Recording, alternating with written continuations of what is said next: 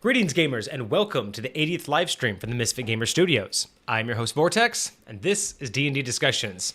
On today's deeper discussion, we have the history of meta magic, including meta psionics from the second edition. After that, I think we might dive into a couple other interesting topics about psionics just at the end, but pretty much, yeah, we are going to be diving deep into where meta magic started, where it is now, and kind of what our thoughts are on it and where I think and where Kage thinks it should go. Outside of that, I don't think we have any other bigger updates, so we're going to kind of just get right into it. What is up, my dude? How has your week been? Shalom, my friends. I'm chilling. We've been getting work done throughout the week. We had a great stream on Monday. But now we're back for some meta magic, and I'm kind of excited to talk about what we have here.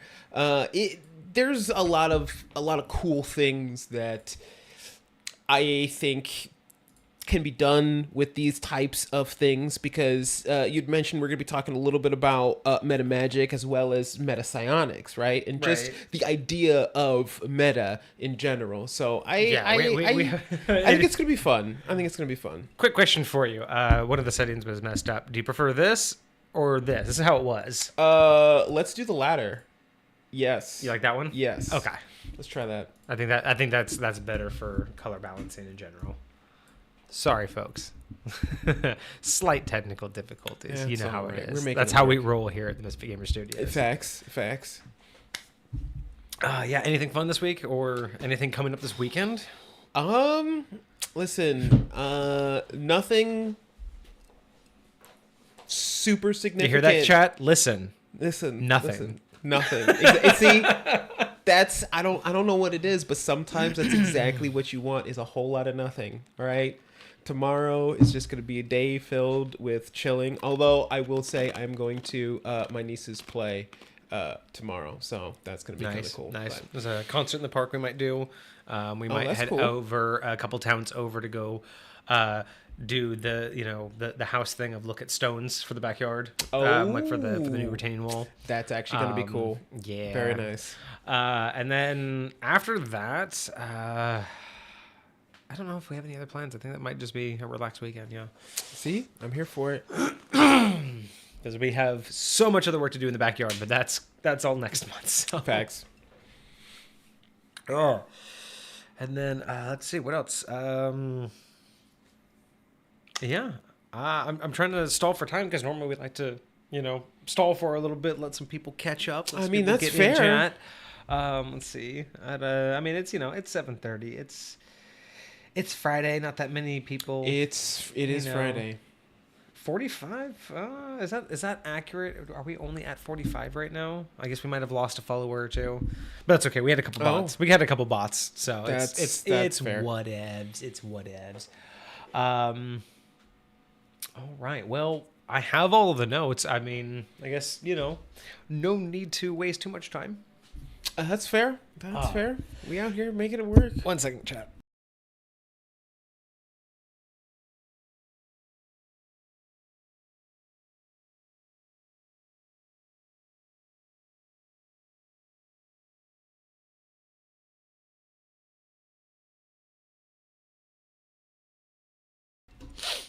All right, now that I can actually have my streaming voice back, we can begin. So we are going to be talking about the history of meta magic in D&D, starting all the way back, of course, as we always do, with Advanced Dungeons & Dragons AD&D First Edition, because of course... Gotta start at the beginning, man. I mean, granted, it always is nice if we can find references before...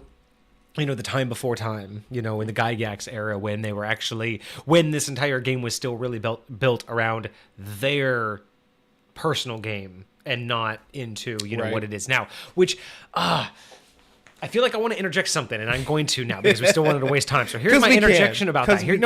And that's my thing though, is like, I've talked about this a lot, right? My theory and my feelings about what the creators of D&D built for us. And I'm not talking about Wizards of the Coast, right? I'm talking about Yes. the original creators. When you look at the original, even when you look at like some of the modules that they created, like Greyhawk, which was modeled closely after the very first one that they ever did, right? Like the very first one that they ever hosted, I think, was the one that they ended up turning into Greyhawk. Interesting. Okay. And then like all of Forgotten Realms is based off of a lot of their original ideas. But you got to remember, when they first came out with this, like when they first put pen to paper and started out with chainmail and started creating an elaborate world and then came out with Dungeons and Dragons, before they had advanced, right? This is like still Dungeons and Dragons. This is still just, they're basically kind of doing what people are doing on Twitch right now, right? They're saying, hey, we're playing this game. We have this cool story that we're telling, and here's some rules that we're following. What do you people think? Like, do you want to play? And people are like, and then they're like, this is what we're, so they're telling their story and then turning it into something, right? And then that, of course, beget formalization, right? Where you had to make it accessible to everybody, yeah. and that's where you make the modules, right? And that's where you get the modules that have expanded now, right? But when this first began, it was their game that started it, right? And it was just here's what we did, take it where you want to go.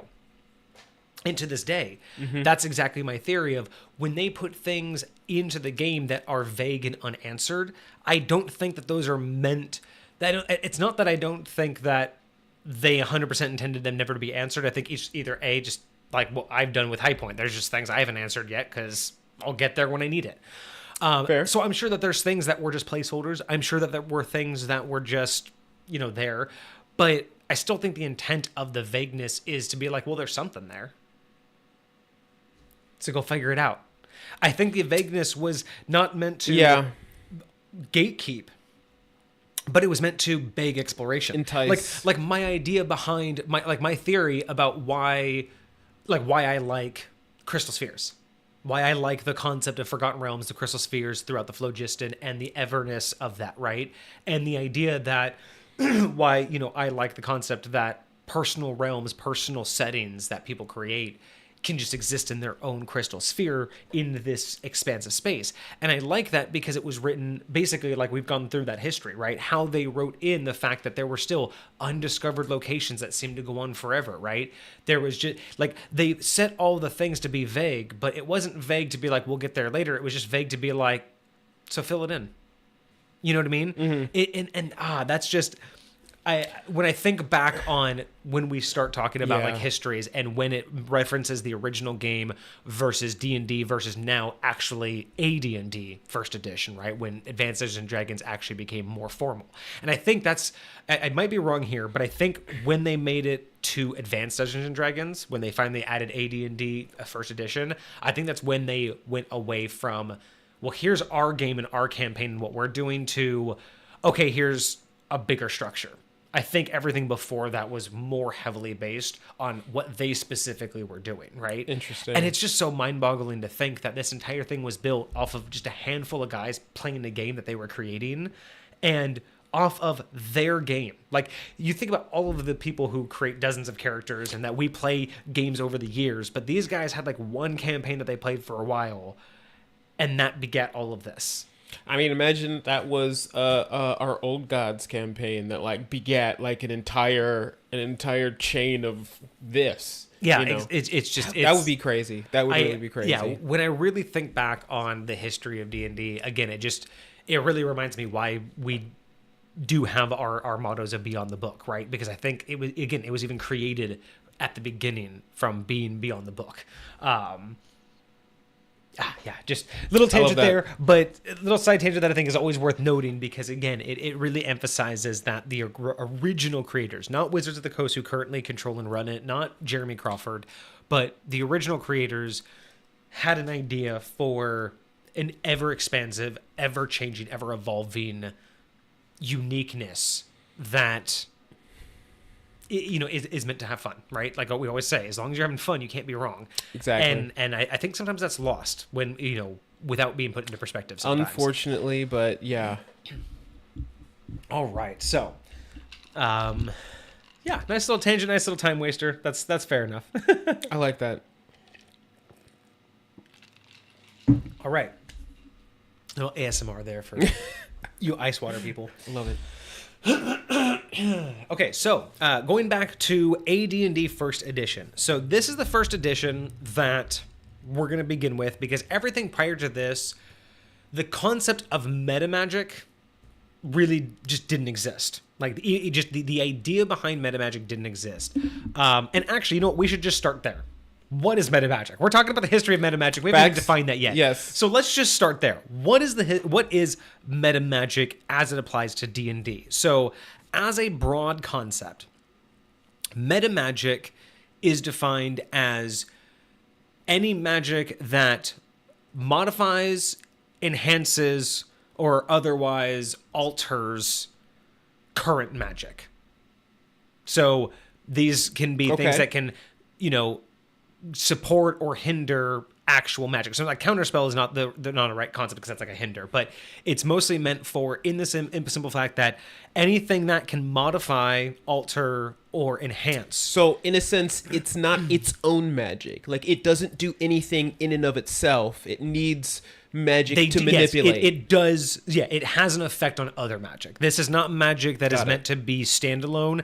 This magic does something to other magic. So when we discuss meta magic in terms of D&D, it is magic that affects other magic in some form.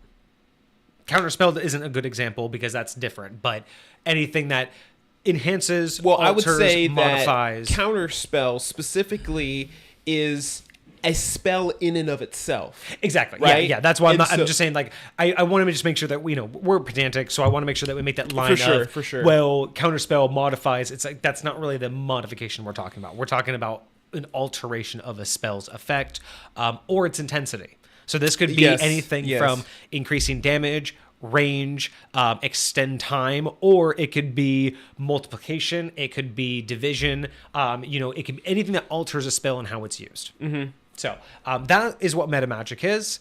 There are a couple other concepts I guess that's really what it all boils down to. We will cover meta psionics as well during the end. I would ask, but that does the same thing because I don't think I know of any example of this in the meta magic world. Would you say that meta magic would be able to change a spell's damage type, i.e., electricity to absolutely. Fire? Yes, absolutely. Now, so that would be meta magic. And let's get into the history first because maybe one of the historical references that we use. I mean, it's not really a lot, but it might answer when about the division came of what it could do. Because I know that there was an evolution to really what it can do, and I think I know where it started to do what you're talking about. Things like alter, like damage type and whatnot. Okay. Now, whether or not it's ever been classified as meta magic in the book, like those spells, I don't know. But yes, I do believe that I would classify that as meta magic based on what I know of the history. So, now that we know what meta magic is, let's get into the history. So, AD&D First Edition. This is really where we see the first version, because before this, there weren't anything of the sort. There wasn't really enhancing magic. There wasn't really magic to do other magical enhancements, right? Mm-hmm. It was just, there was magic, and then there was more powerful magic. Right. And that's all you had. You could have a wand, but as we talked about in our previous episode, the episode Fixing Foci, in that deeper discussion, it wasn't really anything ever discovered, right? It was like, oh, you could have a wand, and that helps you cast spells. How does it help? It just does. But you don't need it, but you can. And it's like, why? Because you can. Like, you know what I mean? It was a thoughtless idea. So everything before AD&D, they just kind of went with the basics, right? Spells did what spells did. And we've mentioned that before, things just kind of did what they did. So in AD&D, they started to experiment and they started to get broader in terms of the ideas. So this is where we got the very first concept of meta magic. Now, they didn't call it meta magic at this point, but we can kind of look at this as a precursor. This is the progenitor of meta magic. This is the ancestor, right, of meta magic. Right. And it came in the package of two spells called Extend Spell and Empower Spell. Okay. And these respectively were extend spell allowed spells to last longer. So if you had a spell that lasted for 2 rounds, now it lasted for 4 or 3, depends on the thing. But extend spell allowed to extend the time. The duration of whatever you were Thank cast. you. I don't know why my brain. The duration of the spell. And power spell allowed you to deal more damage. Okay. So it increased a spell's damage without increasing the level of a spell. Because normally that's what we think now, right? You would think, oh, I want to deal more damage. Yes. I have to increase the spell's level. So in this particular one, again, not called meta magic, but this was like the first things that they really thought of. And I don't even think they weren't really like, I think these were just kind of like abilities. They weren't really called feats. I don't even think they were proficiencies at this point. I think that these were just things that magic users eventually could like obtain to be able to do as just an ability to set yourself apart from the standard. So that's where we start, right? That's the ancestor. Is eventually when they finally started making this standardized and getting out to the masses, you had this ability to be the glass cannon, but slightly more cannon-y. Right. No less glass. I can make my boob all more a little cannon. bit bigger. And then second edition did pretty much nothing with meta magic. They didn't really. Did those old meta magic spells go away? No. It stayed as it is, but they didn't do anything to increase on it. Now what second edition I think ended up doing, and I got to actually pull up my note, a separate note here. What I think second edition ended up doing is they put it somewhere else, and that's where we'll talk about towards the end, because second edition created. Let's see. Where's my second edition notes?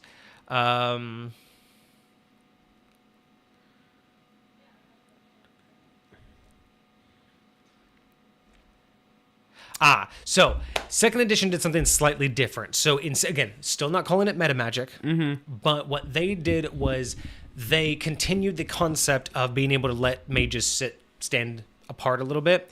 So they had other options where you had normal fireball, and then in like these, like the subsequent books from second edition, they, how they always give you like alternate rules for things, like, alternate rules for sorcerer, alternate rules for fighter, and things like that, to kind of give like those, basically before we came up with subclasses, we were basically looking at how to optionally do something so it doesn't feel boring or doesn't feel the same as everybody else.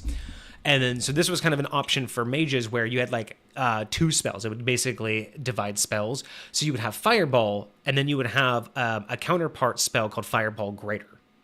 Fireball Greater? Yes. So interesting. So essentially, instead of making these a enhancement, it was almost an ability that you as this specialty mage could learn a higher value version of this spell, but only you could do it.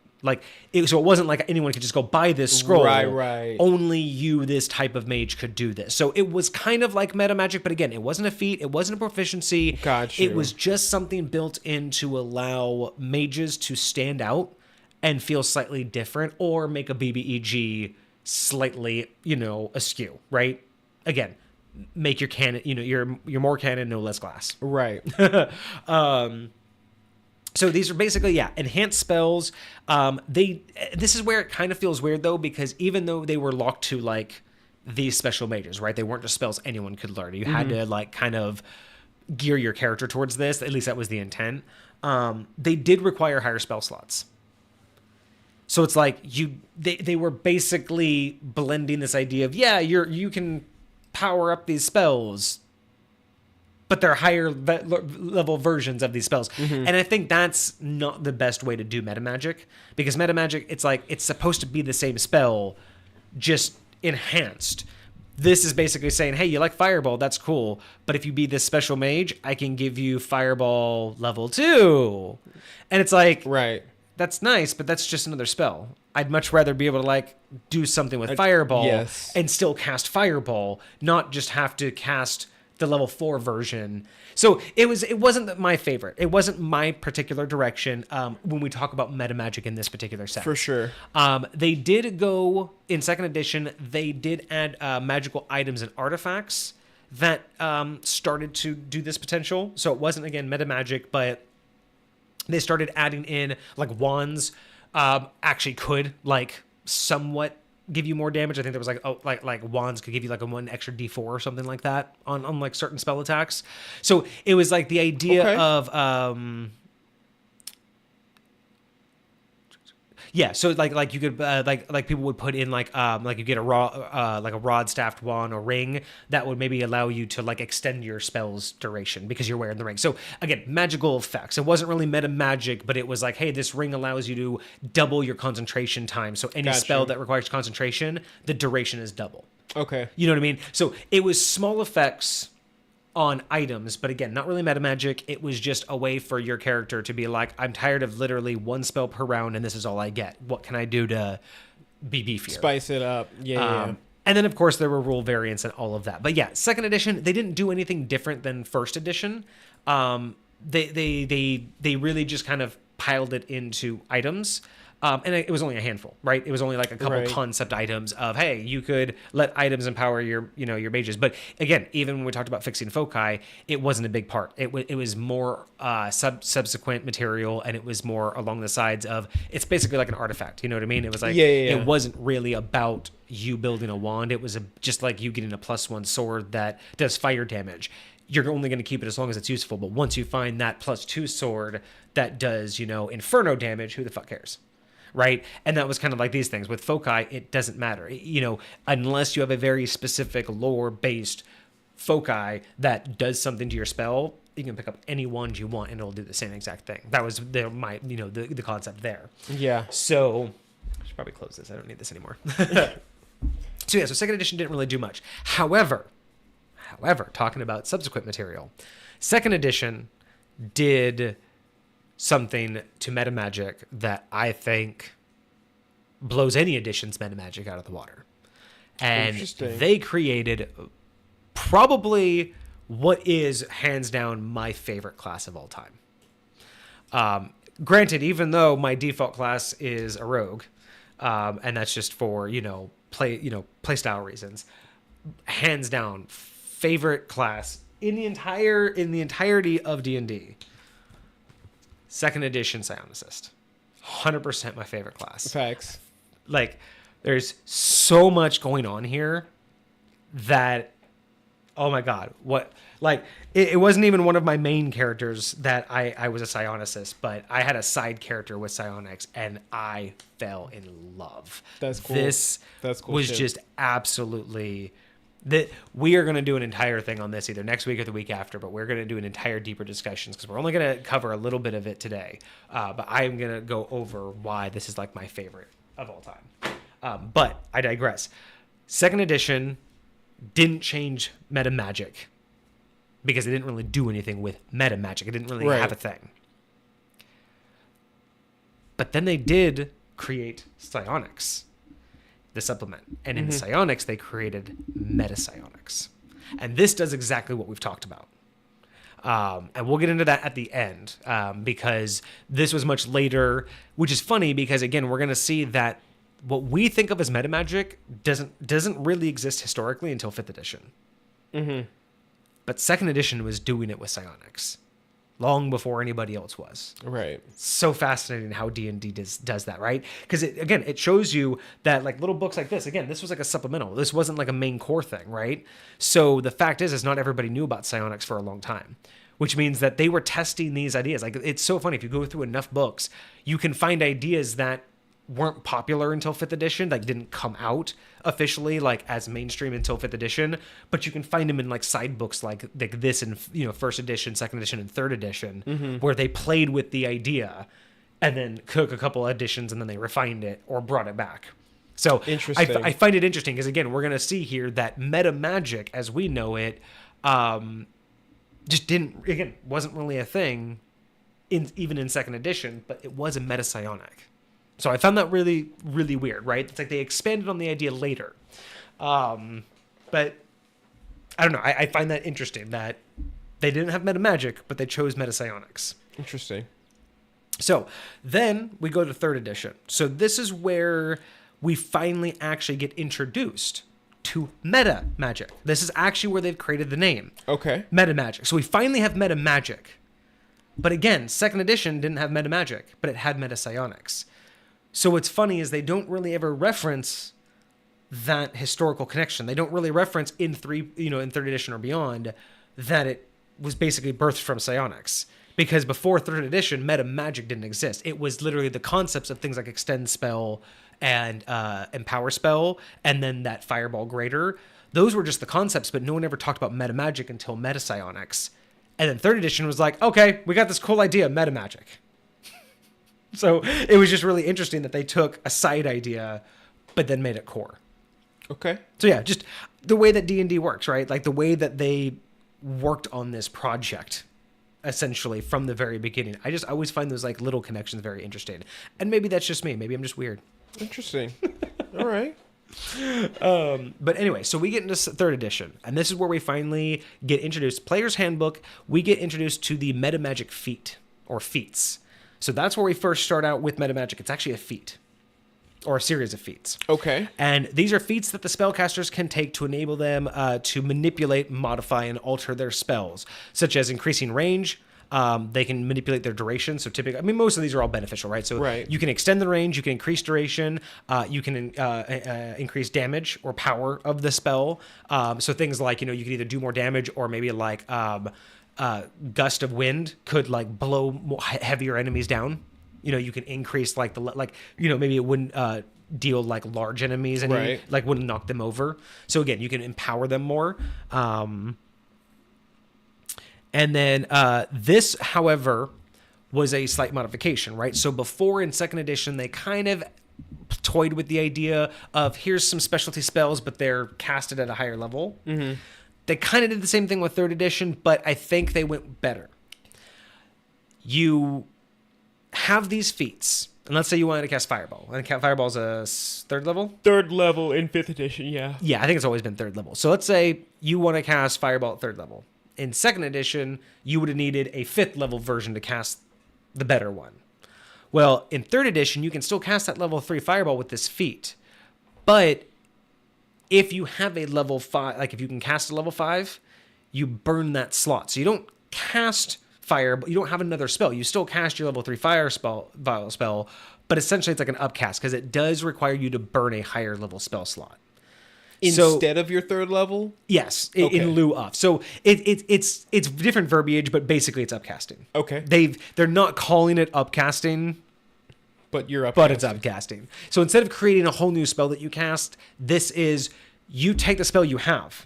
Now, and then you upcast it. So it's kind of the first version of upcasting, I guess. The question is, do you get to choose how your upcasting affects the spell, whether you want it to affect the range, whether you want to affect the damage? So that's where the feat comes in. I believe the different feats. So there's one feat called Maximize Spell. So Maximize Spell, there's Quicken Spell, and Enlarge.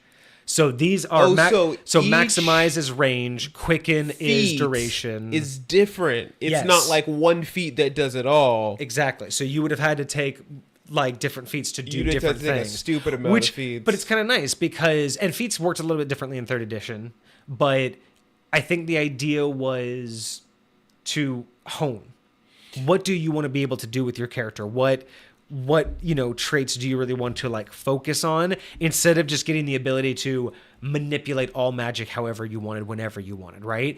And so I'm not a huge fan. Imagine if you did have 2 of them. Would you, in the moment, get to choose which one you want to do for the exact same absolutely. thing? Yeah. But it would be the same cost.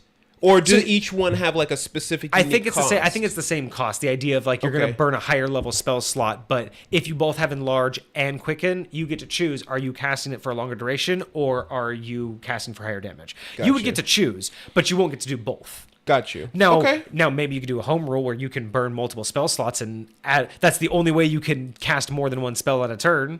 That would be kind of cool. Burn all your spell slots, throw them all on there, or throw multiple Enlarge and just do 3 times damage. There's a lot of different ways that you could interpret that. Interesting.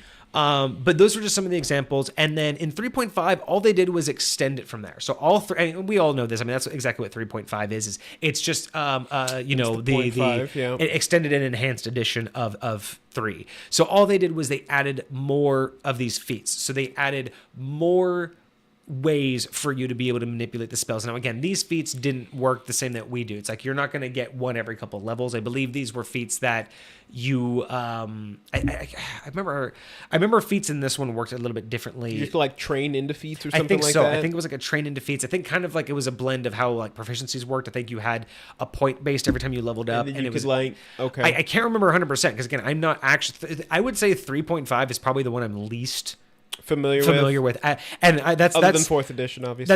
That's unfortunate because I mean, I would hope that I'm more familiar with 3, but that would be kind of sad if I'm more familiar with 4th. Well, have you ever actually played any 3rd or 3.5 edition games? Not directly, not like directly with 3.5 rule set and references.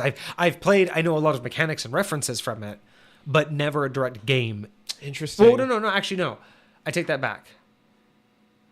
I did play, because we did go through all of the editions in my old DM's realm. Oh. I did play, because we did do 3.5, and I remember we did Pathfinder.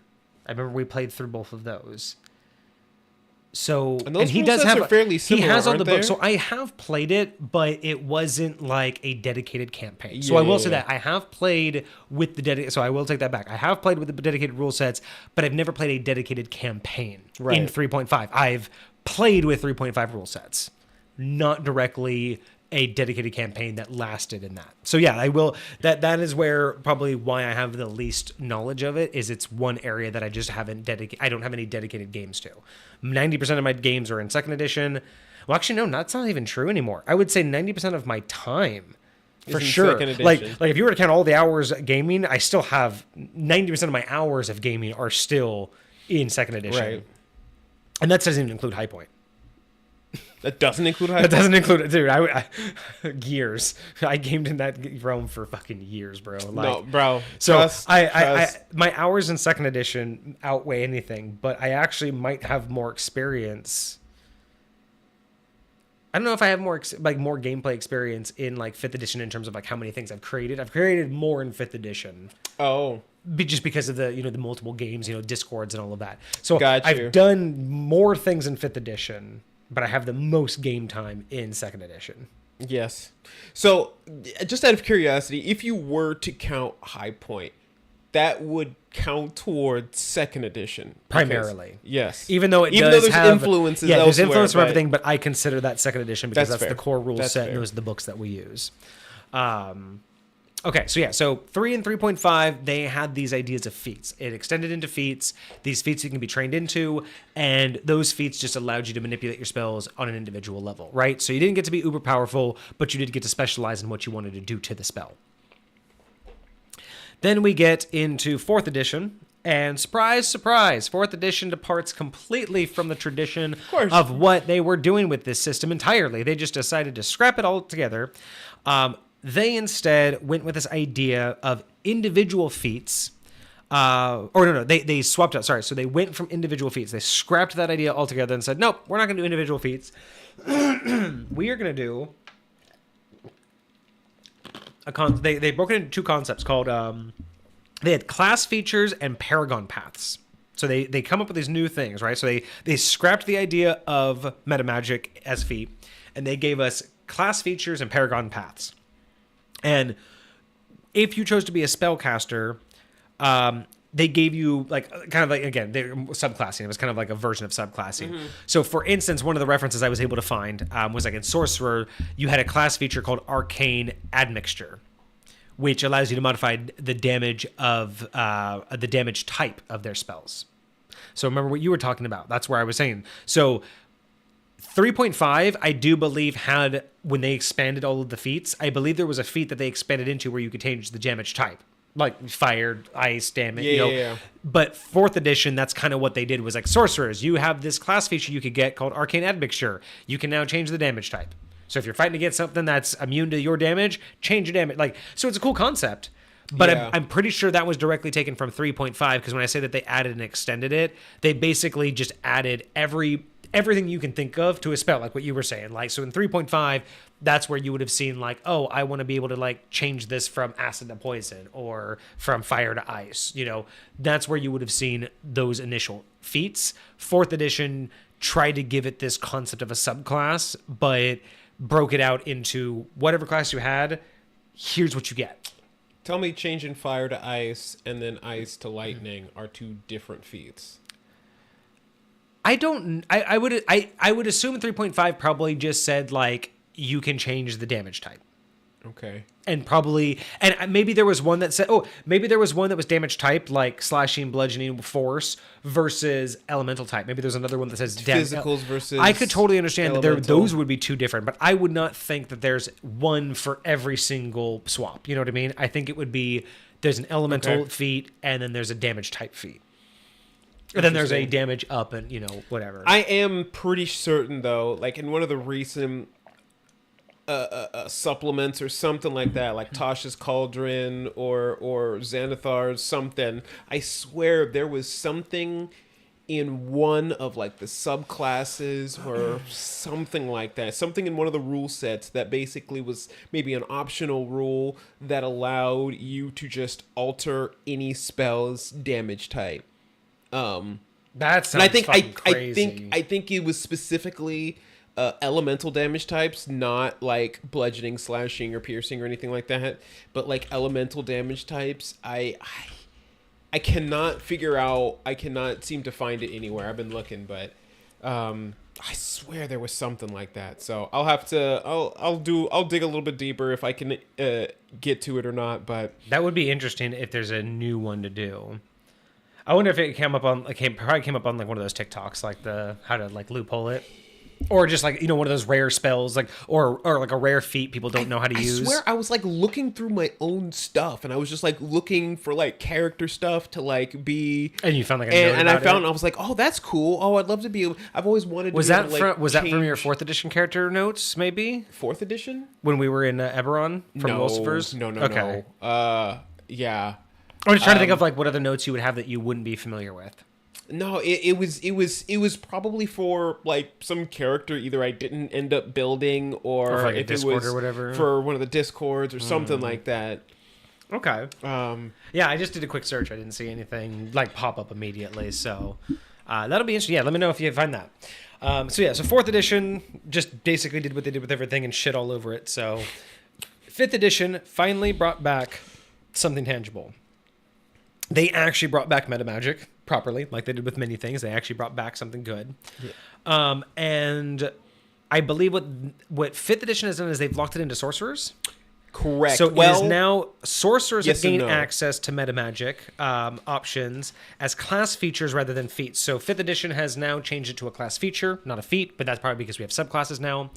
And these options allow sorcerers to, again, alter spells in different ways.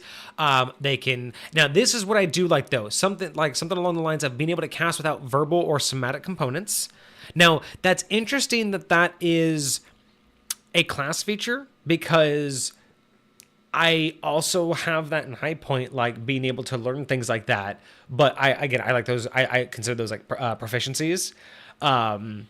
But yeah, very, very much so. So, what 5th edition did, and I don't know if this came up at all, but I think it was somewhat more recently, but they turned 2 specific things into feats as well. And what they were is, one was for the warlocks, where they have invocations, right? Which are special abilities that they can basically do, that basically turn certain first level spells into like cantrips. I've seen like that, other different things like that. Uh-huh. And they turned meta magic into a feat as well. And so basically what it's called is you have Eldritch Adept, or you have what's the other one called? I think it's just called Meta Magic Adept. Okay. And basically what you can do is, even though you're not a warlock, or even though you're not a sorcerer, you can take this as long as you are a spellcaster. So it's their way of opening this up, because originally they gave this only to sorcerers as kind of a subclass concept or a class feature to any of their subclasses, but this just allows it to be adapted outside of the sorcerer. Correct. Okay. I will say it's very limited when it comes to the feat. You can take it multiple times to get more, but as you'll find out in a second when we go through what it looks like in sorcerers, it takes sorcery points. Okay. All right, or these little points that you have to spend, and you only get like 2 2 of them when you take the feat, but as you level up in sorcerer, you get a stupid amount, so you can do a lot more with it. Exactly. And this one's saying that, yeah, basically, other than like being able to do without verbal or somatical components, which I think is a great option. I think that's an awesome way to set yourself apart. One of my favorites about that, by the way, one of my favorite concepts is I do have proficiencies where you're allowed to have like you can take the proficiency of learning how to like cast magic like unseen. So eventually it's basically like first level proficiency, you're basically making sleight of hand checks to make sure that people can't see it, but then you can take more proficiency points to basically not need it, or essentially, and then other people have to make checks against you to basically to even try. Yeah, you don't have to make a check anymore. They would have to make a check.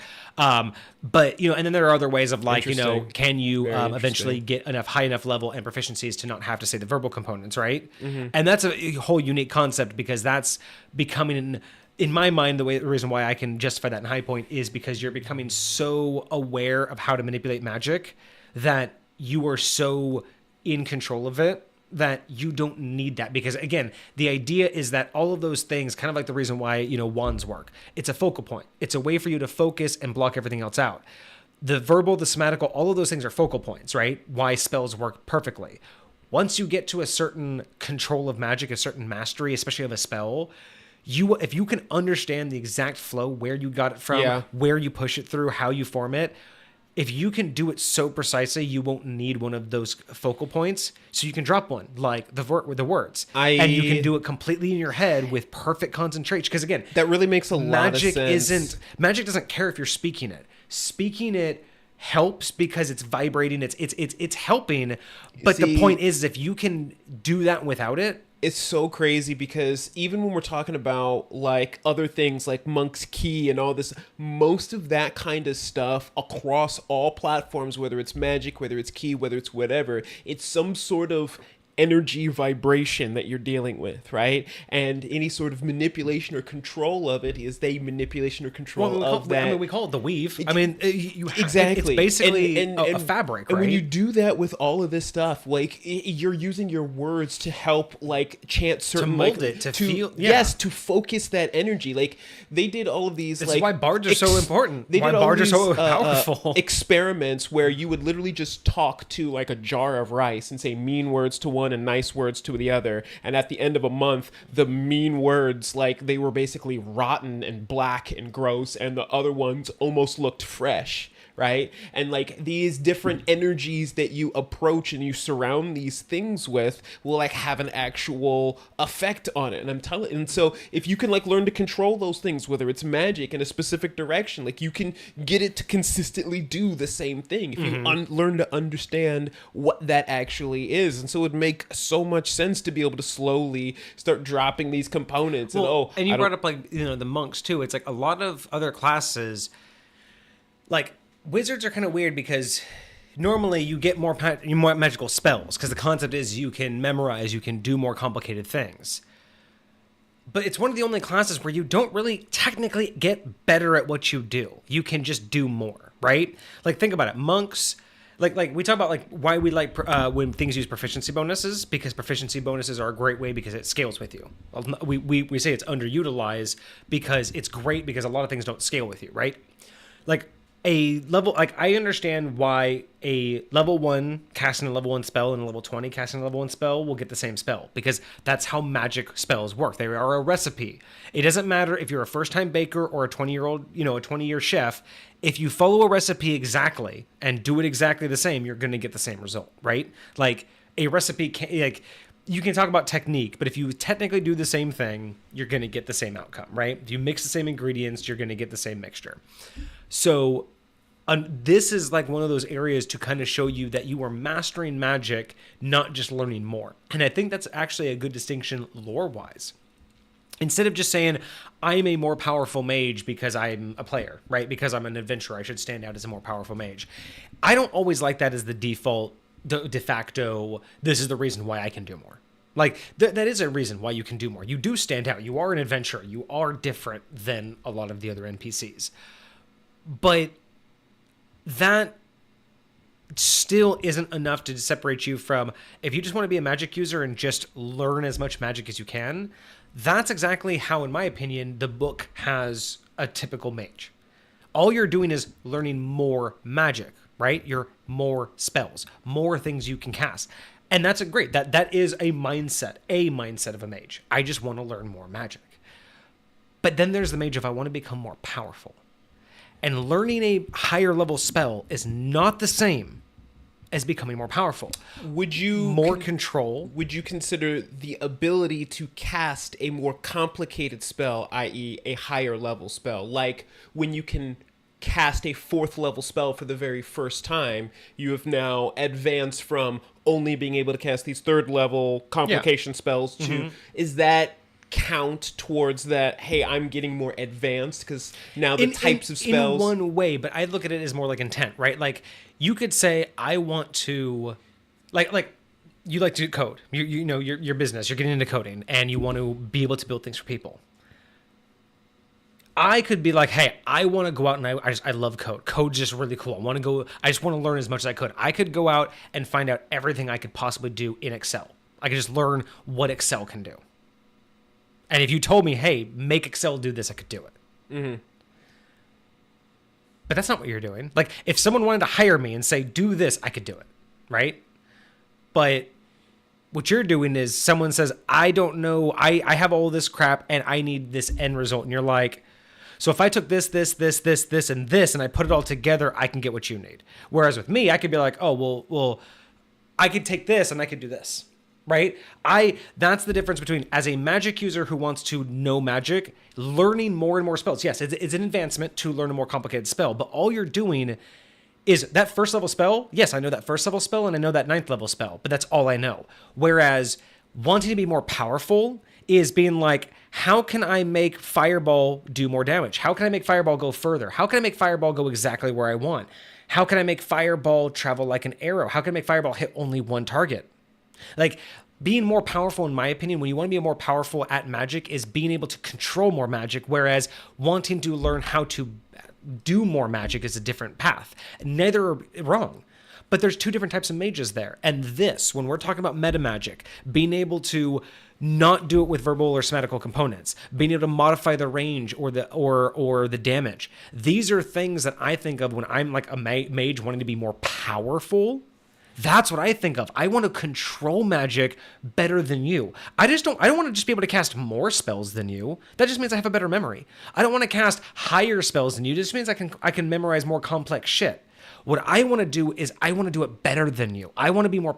I want to cast Fireball, but I want to be able to blow up a whole house with it instead of just a room, right? Like, to me, that's a different drive. And meta magic, I think, is the answer to that drive of mage. Because, again, I'm still a glass cannon, but I'm way more cannon. I hear what you're talking about, and I have an inspiration, and I want you to tell me what you think, because I think that meta magic, as it's described in 5th edition, works well for the sorcerers.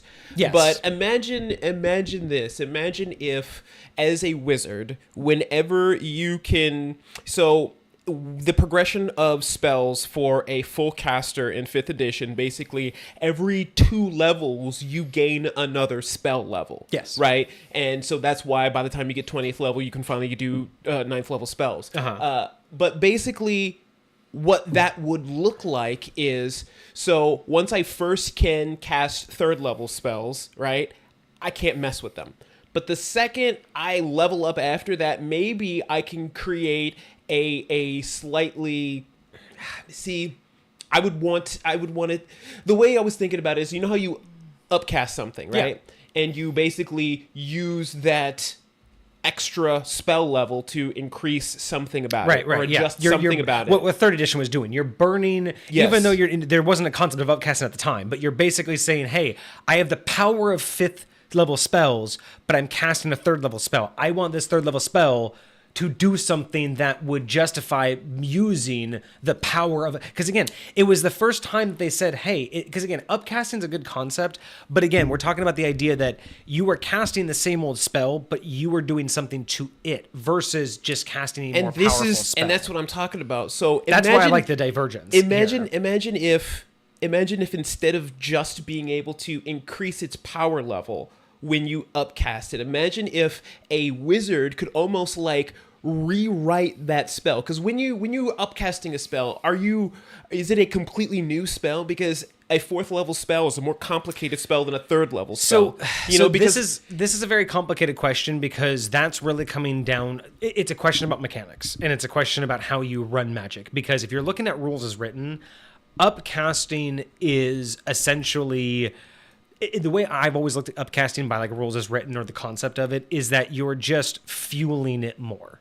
Right? You're just pouring more magic into that 3rd level spell. And you're getting the option to what attribute is getting the boost, right? Like, I'm putting more magic into this, but again, and I look at it less like I'm altering the words and the phrases, but I'm looking at it more like what we see in anime and movies, right? You see them casting spells, but you know when it's in the middle of the fight and they got to cast that one spell, and it's the same spell they've always cast, it's the same words, but they scream it this time, it's just like, yeah, and then you get the big, it's effort. And that's what I imagine when they talk about upcasting. It's more like you aren't saying different words. You're not creating a new spell, but what you're doing is the finger movements you're doing are like almost like Doctor Strange. The finger movements you're doing are exact, or the words you're just saying them with so much aggression that you just when you talk about like the feats or like what 2nd edition did, you burn the higher level slot. I just imagine that you are fueling it with more magic, but you take one of the components and you're pushing it there, whether it's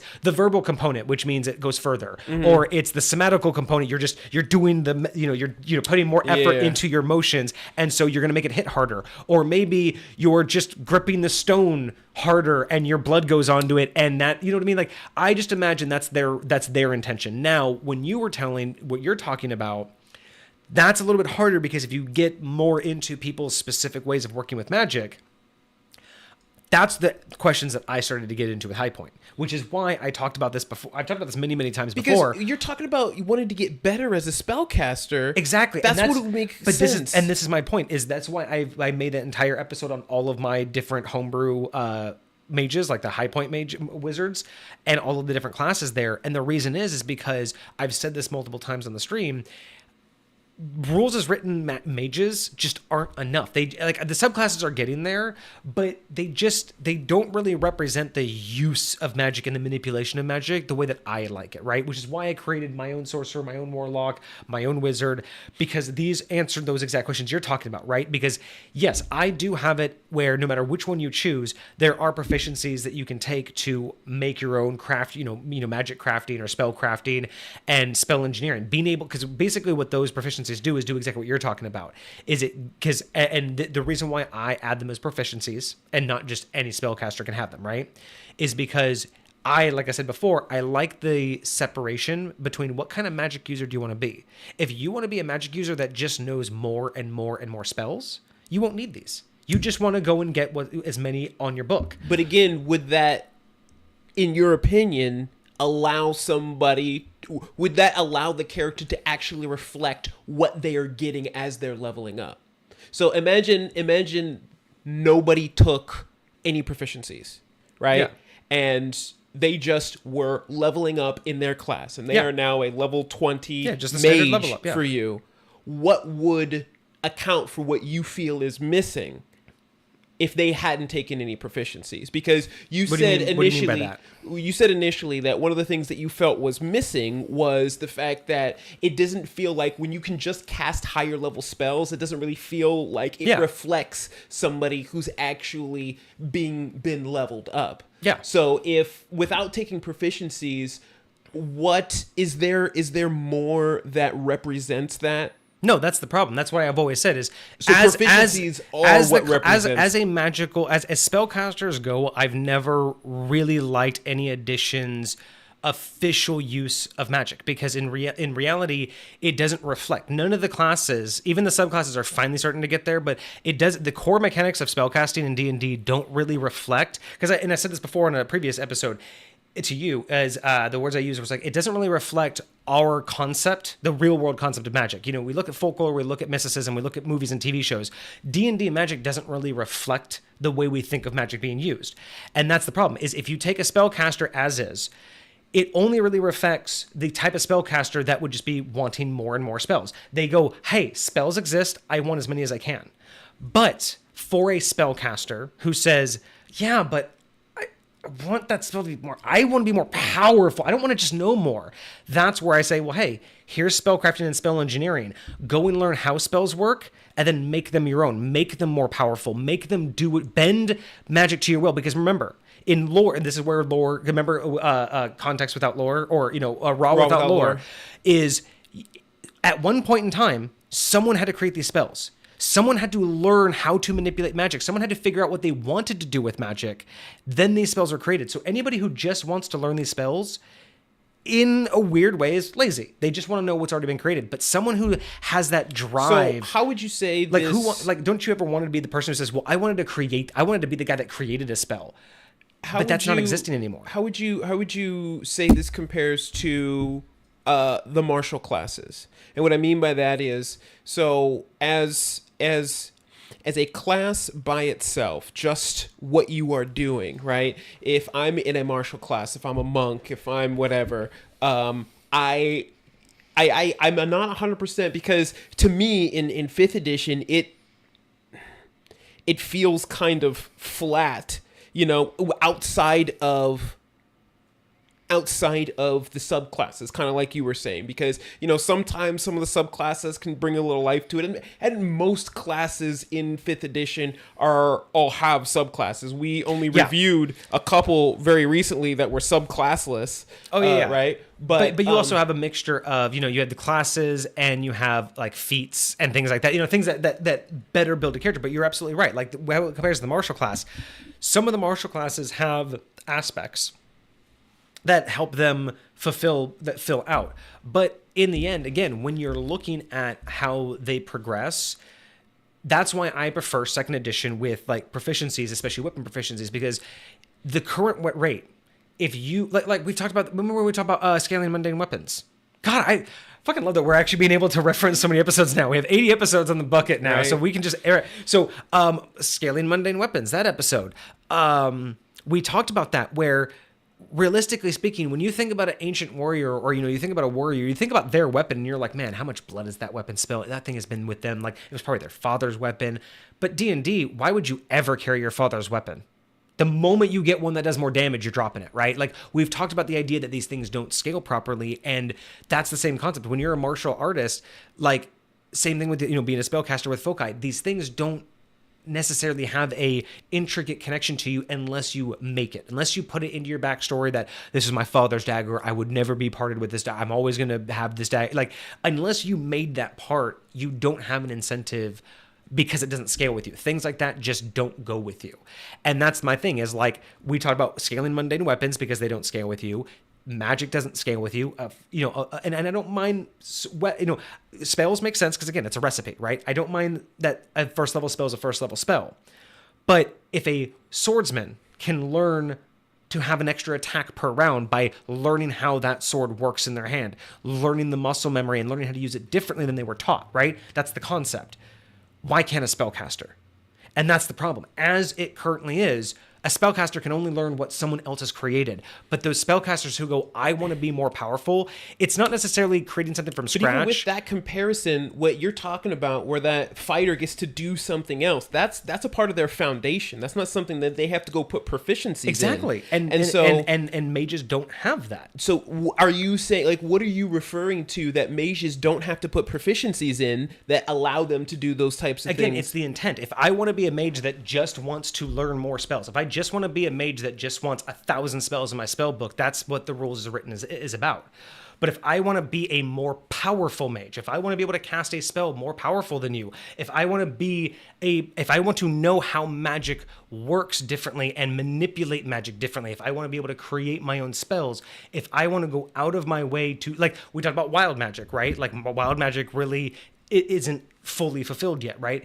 But the idea behind just knowing what else is out there, what has already been done, and then understanding the magic behind it and being able to manipulate that magic, like with meta magic, that's what's been missing, right? Out of the core rule sets, meta magic is filling in for those other types of mages that the rule sets don't allow for, because realistically, just being able to learn a higher level spell I guess isn't the same I'm trying as becoming to a look, more because powerful when I look mage. at these things, I look at balance. I look at the two sides of the coin, and if I'm gonna say something is lacking something, then I'm gonna say it's lacking something across the board, because everybody should have it and you don't for some reason, right? And you're missing something. So what I would want to do is I would want to bring that person back up to the same level that everybody else is, right? Across the board, especially if we're talking about, well, because I look at a lot of this stuff in terms of balancing, right? We talk about it a lot in Homebrew Review when we're laying stuff out across the board so that people, everybody that comes to these things can use these things and feel like they have just as much of a chance to do anything cool as the next person next to them, right? So Yeah, if I'm that's a the whole martial point. class, and if you're a spellcaster class, like I want to feel like when I level up right next to my martial buddy and he finally learns to do an extra attack and all I get is another spell slot, I want to feel like I got something too, right? But that's and the whole I point think about the build you get, because like that's why I said, like, the reason why I prefer second edition rule sets, right? I don't like the idea that I'm a fighter so I can pick up any one of these weapons.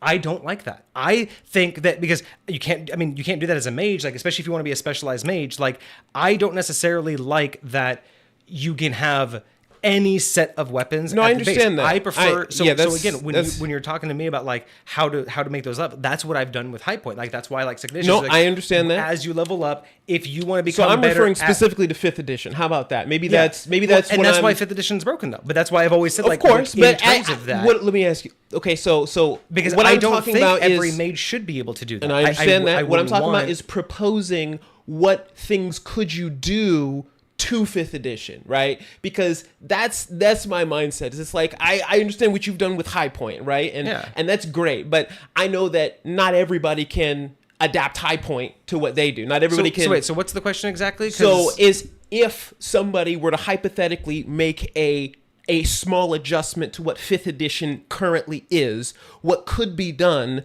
to that thing? That's what I was bringing up in the first place. That's what I was trying to talk about. But that's what we were saying, though, is that the thing that we're talking about is that they've brought back meta magic, and that's the whole point. This is being able to do this is opening up that realm that I'm talking about that's missing, because what it's I'm not. what I'm referring to is a different way to apply meta magic that would make more sense for a class like Wizards. Because So you basically don't want it to be locked to sorcerer. correct. Why? For the exact reason that you mentioned a moment ago, because when sorcerers get the ability to adjust and play with all their magic, like when you look at the lore of sorcerers in 5th edition, it's just this innate magic that they have. So what they're learning to do with their meta magic is just manipulate the magical energy that they have in their body. And it's like, hey, I used to know how to do a firebolt on one person, now I can split my fingers and do it on two people, right? Mm-hmm. And I can adjust how I do it, right? But again, in 5th edition, that's great for sorcerers, but then you look at a wizard and all they get is spell leveling up, right? Right. And so they, just like everybody else, have that piece that they feel like is missing from their class. So that's, but see, this is my problem. I think you're misinterpreting it. Is I'm not saying that piece was missing from every class. I'm talking about that piece was missing from players. It's from a player point of view. If I want me as a player, if I want to play a wizard, all I get is I can collect infinite spells. What I want as a player is to feel like I'm a wizard with power, and therefore this is what they're doing. Is they're saying for me as a player, they're giving me that option by saying, hey, if you choose sorcerer, you're a spellcaster. I see what you're saying. So and that was my point. That's your why point I is like instead of choosing infinite spells, you can choose fewer spells that you can do more with. Exactly. With a sorcerer because my point of view was not from the point of view of in-game of all of these different magic users want the same thing. You specialize to get that outcome. And my problem with as rules is written is as the normal spellcaster, right? Just especially just standard. The concept is you become a spellcaster, you level up, you get more spells that are already created. But me as a player, like, again, before I'm a character in game, I want to become this great wizard. well, here's a bunch of just keep getting up and you can read these spells. I'm like, no, I want to rip magic around. But like, there's no option. You have to basically go be a wizard. This is by these basically saying, hey, little boy, come be a sorcerer. Come feel the magic. And again, it's more as a player. If I, as a player, want to make a character that is more powerful with their magic, then I can now choose sorcerer. Whereas if I want to be a player that wants to just have as many spells on my docket as possible, I can choose wizard. That's why I was putting a point towards D&D saying, yes, that is a good thing, because that's what I feel is missing is the player's choice. So I wasn't talking about in-game, meaning wizards should also have that choice. You were a wizard and that's what you get. That's your lot. But the reason why I say the same thing, why I don't agree that just because you're a fighter and I'm a fighter, why should we be able to pick up the same weapons? I don't agree. You have a different background. You should specialize in a weapon. I should specialize in a weapon. If you're a wizard and I'm a sorcerer, I should be able to specialize in this little thing, but you should get spells I can't even touch because you should have access to more complex spells that I can't memorize and do. But I should be able to fuck with lower level spells that you can't, you know what I'm saying? That's the balance. Is if you wanted to be a fighter that can, throw around a heavy axe, I should be a fighter that want to go do a rapier, right? We should be separate, but I shouldn't be able to pick each other's weapon up, right? You want to feel like you're doing your own thing. So I think that this is a good thing. May not be the best way of doing it, but I like the idea that not every magic user gets this, because it's the idea that that's what you've chosen. That is the path you've led yourself. Because again, then if every wizard class can do this, then you're not unique. I would prefer that you choose this class for this feature, or you choose a different build because it does something different. I wouldn't want this everywhere. I'm happy they brought it back. I just don't know if just basing it. I mean, I see why you made a good point. I see why they did it with sorcerer, because it is the one that's very much so. It's innate. It's just natural flowing magic. And so for them to be able to manipulate it, again, they're not changing a spell. They just feel it. They're like, wait a second, I can. Whoop! It worked. You know what I mean? Like it's almost like a magic user couldn't do that because they don't know what word to change. But a sorcerer's not using words. You know what I mean? A magic user who knows a spell doesn't know what finger to change to do that, but a sorcerer is just doing it. So I see why, and I see what you were saying, right? I see like you would kind of want to fight for what does the wizard get, but I don't think it's so much. I wouldn't make the argument the wizard should get this. I would just make the argument, well, what does the wizard get that the sorcerer doesn't? And in my opinion, it should be more complicated spells. Maybe sorcerers can't cast level 9 spells or level 8 or above. Maybe they're just locked from the highest level spells, but when they're level 9, they can manipulate like level 1 spells like no one's business. You know what I mean? Like there should be a balance there, but I think the balance should be in the fact that you specialize in something that I didn't. And I'm a big proponent of that though. That's one thing. I do get that. And it's just a high point thing. It is one of the bigger balances that I've done. It's across the board. Like I really feel like there is balance like that. Like I feel like there is for sure something that sets the barbarian apart from the paladin, right? There is something that sets the barbarian apart from the fighter or the monk. Right? Like I believe that each and every damage one resistance. of those, I mean, listen, that's for sure. The barbarians just, but like, the paladin has got a freaking nuke in his pocket with those freaking smites half the time, man. Like you can do so much with that, especially when they get extra attack and they can do 2 of those in a turn, you know? And it's crazy, when you're a fighter, you're kind of the basic, but you're so versatile. You get so many attacks. You can do a lot, just period. Like when if you want to be an action economy fool, go be a fighter, right? And the monk, it's similar but way more versatile. It's like the monk is like a mix between the rogue and the fighter, right? Exactly. You get to do a lot of bonus action stuff. You get to do a lot of monkey stuff, moving around, doing all kinds of craziness. So like they all feel really cool and individual in their own base classes alone. And so that's kind of my mindset, is when I'm looking at the base class of wizard and the base class of sorcerer, like I'm honestly, so I was on 5 Heat Tools here a second ago. And we've talked about this too, is realistically the base classes outside of lore, there's not a huge difference, right? There's not like really, like mechanically speaking, like when you're just talking about like casting magic, like, in a combat situation, there's not a huge difference in the two classes outside of like what spells you may have access to at what time. But I think this is one of those things that really helps solidify why they could be different. And we'll say this, they're different because Sorcerer has it and Wizard doesn't. But it's not they're different because there's a lot that Wizard has that Sorcerer doesn't. And it should, I think it should be balanced that way, but that's probably a problem more for the fact that they haven't really, again, they've tried to like flavor them differently in order to give different play styles, but I think most of those play styles are self-inflicted. They're more inflicted by lore and not by actual mechanical gameplay, which again is why I say, like, I'm a big proponent of them fixing magic, because I had to make 9 different classes. No, I for sure get that. By the way, what's up, Hisbor? Nice to see you. Hisbor compliments you on your hair today. Oh, thank you. Yes, I decided to pull out the headband today. We'll see what happens. But no, it's funny that you brought up that one too, because a couple of the spells that I had for 5th edition as an example were Quicken Spell, Subtle Spell, which is like, I don't have to like show it, and then Twin Spell, which is being able to do that. And like, yes. Yeah, I like how you brought that one up before I even like. It's one of my favorites, because the first time I found a Sorcerer, like, there's this first level spell called Witch Bolt. Right? Yeah, Witch Bolt. And Witch Bolt, it turns a beam of electricity between you and the target, and as an action you can instantly just do damage to the opponent on your turn. And imagine if I twin spilled that on somebody. I got 2 people that I got this bolt between, and at the start of my turn as an action I can just do a d12 of damage to both of you. Does it double, or does it just split it in half? I would say it splits it, because if I'm doing it on Firebolt, half and half, yeah. Well, it would be like I would do a d12 and they'd each take it. They would each take 1 d12.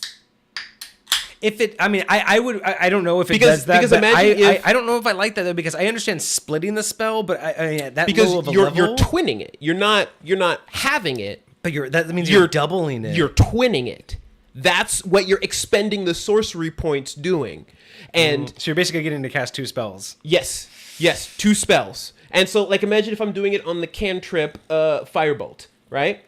Yeah, but see, I do love that, because a fucking wizard would just like eat your heart out, because a wizard would fucking just like love to be able to cast 2 spells on a turn. For sure. And it is limited to being that one specific spell, and it is limited to being a spell that can target someone. So you can't twin a fireball, because you're not targeting anything. Fair. When it has to have a single target. You can't do it for lightning bolt either. I wish they would, I don't want to say I wish they would change Fireball, because obviously Firefall is so iconic, but I'm really not happy with the direction Fireball went. Like, to be really honest, I wish Fireball worked something the opposite. Mechanically speaking, I'm just not a huge fan of. Again, I'm not really a huge fan of the fact that you make it appear somewhere else. That's just not really like. I'm not a huge fan of the fact that it's on a projectile. I think that's just my biggest gripe. Is it's not officially a projectile. Oh, it's not like a hurled fireball that you literally hurl like when you think of fireball, you either think of like the actual like holding a ball of fire and throwing it like a baseball, or you think of a Hadouken. I'm sorry, but when you think of that, like, yes. And I don't believe that, like, so when you think of like casting the fireball, the idea that it just appears and then explodes, it's like, it's the wrong word. Like, why don't I just make that explosion? When you say fireball, but then you say, oh, an explosion appears, like you say a fireball, but then you immediately describe an explosion. I just feel like it's the one spell that I'm just like, I'm not asking for an overhaul. Out of curiosity, I just wish that the mechanics. When you see this, because I kind of get what you're saying, but when you see this, do you picture someone having like a ball of light in their hand, a ball of fire, and then them chucking it at a spot, and when it gets to that spot, then that ball of fire explodes into a big... I love that viewpoint when they do like the floating orb that's just on fire and then they chuck it. I love that viewpoint. But personally, whenever I've just imagined someone doing it, I've basically imagined it akin to Sub-Zero's in Mortal Kombat, where he just like does this and it just forms like a ball of fire in front of him, and then he just launches it. So it never touches it. But I just always imagine, when I've imagined Fireball the spell, is someone just da da da da da da, and then just launches it. So the idea that it just appears is just ridiculous to me. In that, the damage that would be done in a straight line between you and the target in front of you. Well, the damage is done upon impact, and then the explosion happens there. Again, nothing has to change mechanically about how the spell technically works. Visually, I don't understand why it just like appears somewhere. I like the idea that it's more like an inline. So I like the idea for two reasons. One, technically, like someone could react and intercept it, so you could do like a defensive thing. But again, but they would have to be on the correct side of it in order to do that. But again, for me, it's more of just it's kind of like an arrow, right? Like just treat it like an arrow. The arrow doesn't do anything. It's just, but when you think of it, but arrows do need line of sight, so mechanically that would adjust things fairly significantly, right? Well, in the sense that it's like if you could throw a ball there, like again, line of sight in the sense that, yeah, you wouldn't be able to make it appear behind something. But again, I don't think you should be able to make Fireball appear behind something you can't see, right? Like right next to it, if you know a guy's behind something and you make Fireball the explosion appear right next to the thing and then back a little bit, it's going to hit him. But yeah, I interesting. I have personally always had a gripe. Interesting. Whenever I get, because I always get reminded of it every now and again, because again, it's something small, because I always still do what the effect says, but whenever I reread and just realize, oh yeah, it just appears, there's something in my mind that just hates that. What's weird for me is the way I've always envisioned Fireball is it's almost like somebody's like taking their finger and this like super thin, almost invisible line shoots out up into whatever range, and then a tiny little orange ball just kind of seeds right there in the middle, and then just explodes into this like giant ball of fire. And I'm sure a lot of people have different things, but yeah, I just whenever I envision Fireball, because you think magic is like them doing something and then like doing something with it, right? But the idea of like you're here and then just an explosion and then there's nothing between you and it, like, I don't know. And maybe it's just because I'm pedantic and words matter to me. So when I think of Fireball, just an explosion of fire is not when I think of fire. When I think of Fireball, it's not. You're thinking of flaming sphere. Yeah, because that's I swear. Well, flaming sphere is something that you control and like it moves around the map and stuff, but similar, still, yeah. But I'm just thinking like when I think of Fireball, I think of more like a Hadouken. I think of you summoning a giant like ball of fire, not a sphere, not a perfect like sphere on fire, but just like a giant thing of fire that you hurl across the battlefield, and on impact of that spot you chose, it explodes. But at the same time, I'm also not necessarily a huge fan of the fact that you can't target people. I don't mind the idea that you can dodge out of the way, like it's not a guaranteed hit, but the idea that you don't target people is, again, weird for me. Like, but again, it's the way that they balanced it. I'm a weird person. It's just weird. I mean, it's not like I changed it for High Point. You know, it still works the way it does in the book, but when I envision it, I still envision it as something that like you hurl across the battlefield and doesn't just appear. It's just very weird, right? Because then it would be like the ultimate assassination spell. You just go hide in a closet, sit there, wait for them to sit down at a meeting. Boom! The room explodes. You hop out the window. You're done. There's no evidence that it ever came from there. Like you could hide in that closet for hours as long as they didn't. You know what I mean? Like it's just one of those things where, especially if you did a subtle spell or something like that. Yeah, it's you can tell I've been playing a lot of Hitman because I'm thinking about hiding in a closet. Yeah, see, I'm telling you. But yeah, so I'm glad we cleared that up, because yeah, I wasn't so much saying that like, you know, if a wizard in game wants to do the same thing, it's like, well, tough shit. Like go, if there needs to be a mechanic for that, go build a mechanic. Yes, for that. But and I do see what you're saying. Like, hey, this is a cool thing that the sorcerers get to do. And I'm not saying that it has to be one class or the other. I just like the idea that, like, let's say even if like you go back to like 3rd edition, where if you're a wizard and I'm a wizard, and I just want to collect spells, but you want to manipulate them, and you can take a feat or a wizarded class feat that does the same thing. I not necessarily wouldn't mind that either. I'm just saying that I wouldn't want it to be where, oh, you're a spellcaster, you can do this. I would want it to be, it is something that... And I definitely think it should work differently. I don't think it should be like that. I feel, and again, what I was getting at is I think it would be cool if it worked significantly different for wizards. Like they wouldn't have meta magic. They would get to do something completely different. Like they would have the ability to almost like rewrite a higher So level like what spell. I did, like having spell engineering. Kind of, but not really. automatically. No. And so here's what I'm talking about. So what you'd be able to do is like, you know, when you prepare a spell, you can, like, that's the spell you have prepared, and you only have a certain number of spells. But imagine if you could prepare a spell and all the versions of that spell that you've crafted, right? So say I know Fireball, right? But I have this cool 4th level version of Fireball that changes maybe the element type, or maybe changes it from a ball to a cone, or whatever. And so it's like a higher level of Fireball that I've adjusted in one way, shape, or form. I've poured that power But you want to from be able to have damage. just access to all of it. But not necessarily all of it. Like you would, like when you prepare that specific spell, like say, again, we're talking about specializing. Like you can only do this with so many spells, like per level or whatever the case may be. And you would have like set augmentations to certain spells. And when you prepare that specific spell, you have all of its versions prepared. Right, so imagine you have, or just you can just so basically you just want to be able to say, if I prepare Fireball, I can make any of the augment. I can just select what. So almost kind of like what 3rd edition originally did, or what 3rd edition kind of did, which was like, hey, you can, instead of burning the extra spell slot, but it's just more like a list of feats. If you are upcasting it, then you are upcasting it. Not upcasting, but just like if you're just like, hey, I have this Fireball spell and this this augmentation to it. Mm-hmm. So instead of that being 2 different spells, you just want it to be one spell, but you can choose the augmentation to it. Yes, and depending on what augmentation you made to it, it might have to be at a higher level. So like, hey, you can only cast this augmentation at 5th level or higher, or something like that. I think that because it would almost force the person to, you can't do it to like every spell you have. Like sorcerers, no matter what spell they're casting, they can do it to any one of them. Yeah. Right? They can just mess with any magic that comes out of their fingertips. Granted, their spells are much more refined. Like, they don't get, like, a stupid amount of spells like wizards can have.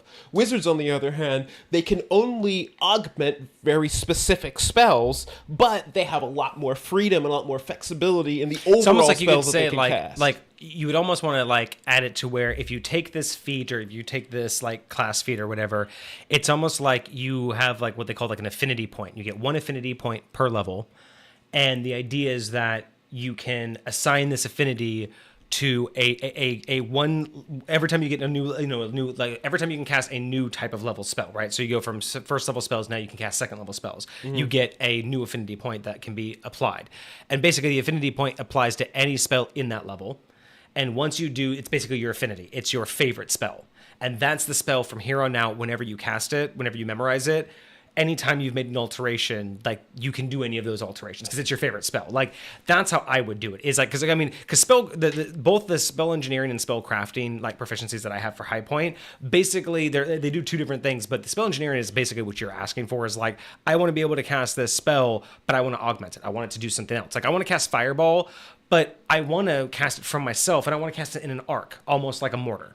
So it doesn't do anything else. It's just like changing the distance. So it's maybe not an upcast, but it just fundamentally changes like how it operates, right?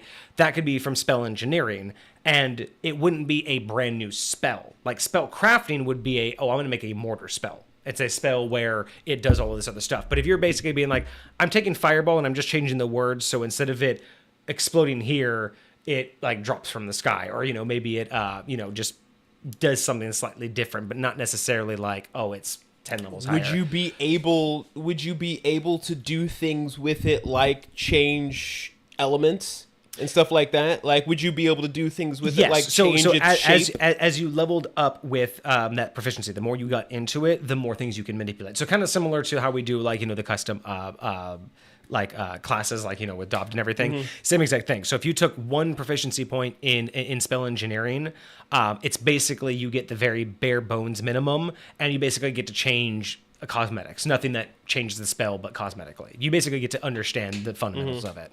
And then you also get the first unlock is also like you can tell if you have a spell like memorized, or like if you have a spell in your spell list, you can know when it's being cast. Like that's because That's you're kinda cool. so in tune. You're just like, oh, I know what spell that is. Like, yeah. and then you put another proficiency point into it, and then you can start changing abilities, distance, range, duration, damage. Put another proficiency point into it, and then we're talking about like you can full on manipulate the spell. You can change a fireball into an ice ball. Because now, once you put 3 points in, because the idea is the spell crafting allows you a different path of understanding where you can create your own spells, but spell engineering allows you to modify. So, Which would allow you to.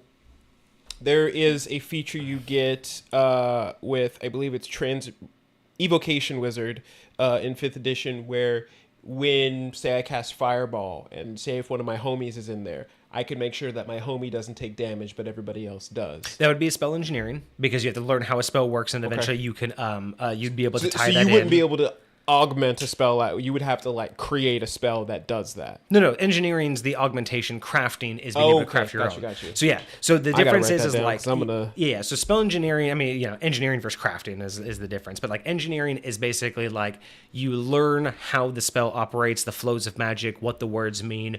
You break down the spell, right? Oh, when I say this, I'm starting to tell the spell to do this. So if I change these words, and then you read other spells, and you're like, wait a minute, that spell has a very similar phrase, but these 2 syllables are different. And then you change those syllables, and you're like, oh, that changes the damage, right? So the more proficiency points you put in, the more you can manipulate a spell.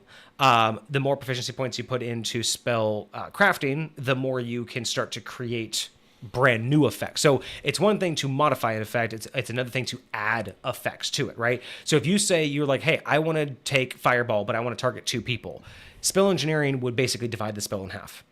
So not twinning, it would divide the spell in half.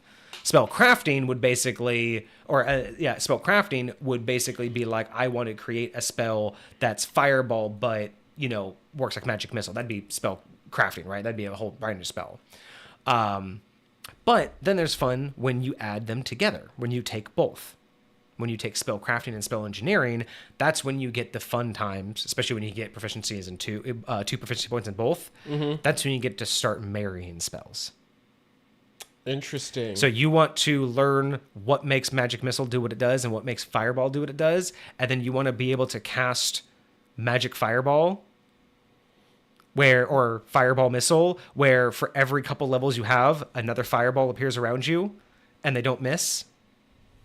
But they only do like 1d6 each. But the point is it's still a mini Fireball, but you get multiples. That's what adding those 2 together, right? Because one would be able to say, I want Magic Missile to, explode on contact instead of automatically hit, right? I want it to be an AoE instead of auto hit. That would be engineering. But blending them together to be like, well, I want the aspect of what Magic Missile does to summon them, but I want the effect of Fireball. That's spellcrafting and engineering together, because you have to learn how both of them work, and then you have to learn how to craft them together. So it's truly designed to do that. Like I had the 2 together for that purpose, but you can take them differently, right? If you just want to learn how to create your own spells, you can literally just do that. And that's kind of its own process, because essentially if you just take spell crafting, you essentially just have to kind of write out a spell from scratch. And basically it has to be adequate to usually what I would do is it has to be adequate to at least, depending on the type of spell, 3 to 5 other spells of its type. So you give me a spell that you wrote up, I have to go compare it to at least 3 other spells of its type. Same level, same type of spells for a couple things. A, is it just a repeat of a different spell? Are you just trying to, de-level a higher level spell or level up a spell? Mm-hmm. Or, are you just, reflavoring it or something? Or are you balanced right? You know what I mean? Like what we've done with CRs. Like, oh, does that hit points match for that level? And then you check another CR and you're like, oh, yeah. No, that's... Yeah. So that's kind of what I mean is like, interesting. But again, I have those 2 together, not really for them to be taken separately. Like engineering 100% is meant to be taken separately. Mm-hmm. Crafting can be taken separately, but it's really there to marry the 2. It really helps. Because that's when you can really start having fun and being like, I just want to fuck with I literally just want to smash spells together. And that's where I have a lot of fun, because then it's me and the player just being like, okay, what could these 2 spells do together? You know what I mean? And it gets really crazy. Facts. Oh, we got Hisborn in chat. I was gonna write a caster class for the Godly Entertainment campaign, but I realized I didn't know jack shit about casters. Hey, but then you get There is to so experiment, man. Yeah, there is You so gotta- much with casters, especially depending on what foundation, like what edition you use. And it's crazy because like you got to think the more spells you give them access to, the less you really need to give them in their class because they can do so much with just their spells, and balancing that out, it's weird. And that's exactly why the classes that I built, right? Like all of the classes that I built, I consider them roleplay classes because they weren't really built out to. They were kind of built out to do different magic, but it wasn't so much to create new spells, right? I like, like my sorcerer, he completely operates magic differently, but the magic he can do is still based off of the spell list, right? Like you still choose a spell you want. You're just not casting that spell. You're basically just choosing what spell effect you want, right? And that's, again, one of the biggest things for me about magic is like, it's not so much that the spells are wrong. Like we have plenty of spells. We have plenty of ways and things that magic does that's fine.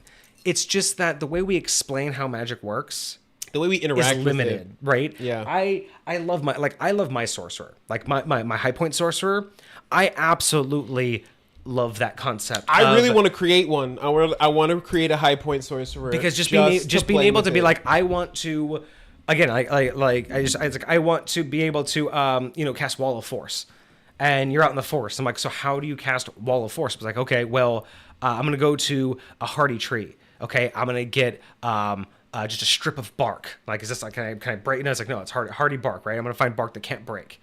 I'm gonna take that, and then I'm going to find some moss, right? Because it's a wall of force, so it's kind of like squishy, but it's hard against the enemies. So I'm gonna take that bark and I'm gonna put it up against the moss, and then I'm gonna put it together, with some sap and on a stick, and I'm gonna plant it in the ground. And as long as that's there, boom, wall of force is right where I put that. And that's what a sorcerer would do. Because the idea is that what you have to do is it's a combination of... That's interesting. You're talking about not only these are my material components to cast the spell, but where I'm setting this up is where the spell physically is. That's one option. Yeah. So like another option I gave, like when I first was testing the class, one thing that I did, because again, you infuse things with magic and that becomes your magic spell. So one thing that one of my characters always likes to make is he'll take like a bead of wax and a feather, put them together, and then tie a string around it. And then he'll just hold that in his pocket. It's an invisibility spell. Or, so he just pulls it out and snaps his fingers because the wax, the light flowiness of the feather, the wax is see-through, and the string just holds it together. So he just snaps his fingers and, basically pushes it all together. That's his activation of the spell, so he gets to cast invisibility, like level 1, like invisibility, whatever. So like that was one of his spells that he created. So it's not so much about I need those spell components all the time, but that was just a spell. It was one of the first spells that he wanted to create. Now, the question becomes, when it comes to the sorcerer, does he have to do that every single time he wants to cast invisibility? No, he could. If he had those components on him at all times, he could recreate that. But the point of the sorcerer is dynamicism. It's you can use anything, almost anything around you. You can't just like pick up dirt and just say it does whatever you want. Mm-hmm. But as long as there's a balance of creativity, reasonability, and as long as each piece balances out the spell. So I kind of took the concept from the Dresden Files. In the Dresden Files series, he talks about how potion making works. And you have to make a potion, and depending on what the potion is, you have to add ingredients that represent each one of like the senses. So everything about the spell and everything about the potion has to have a representation.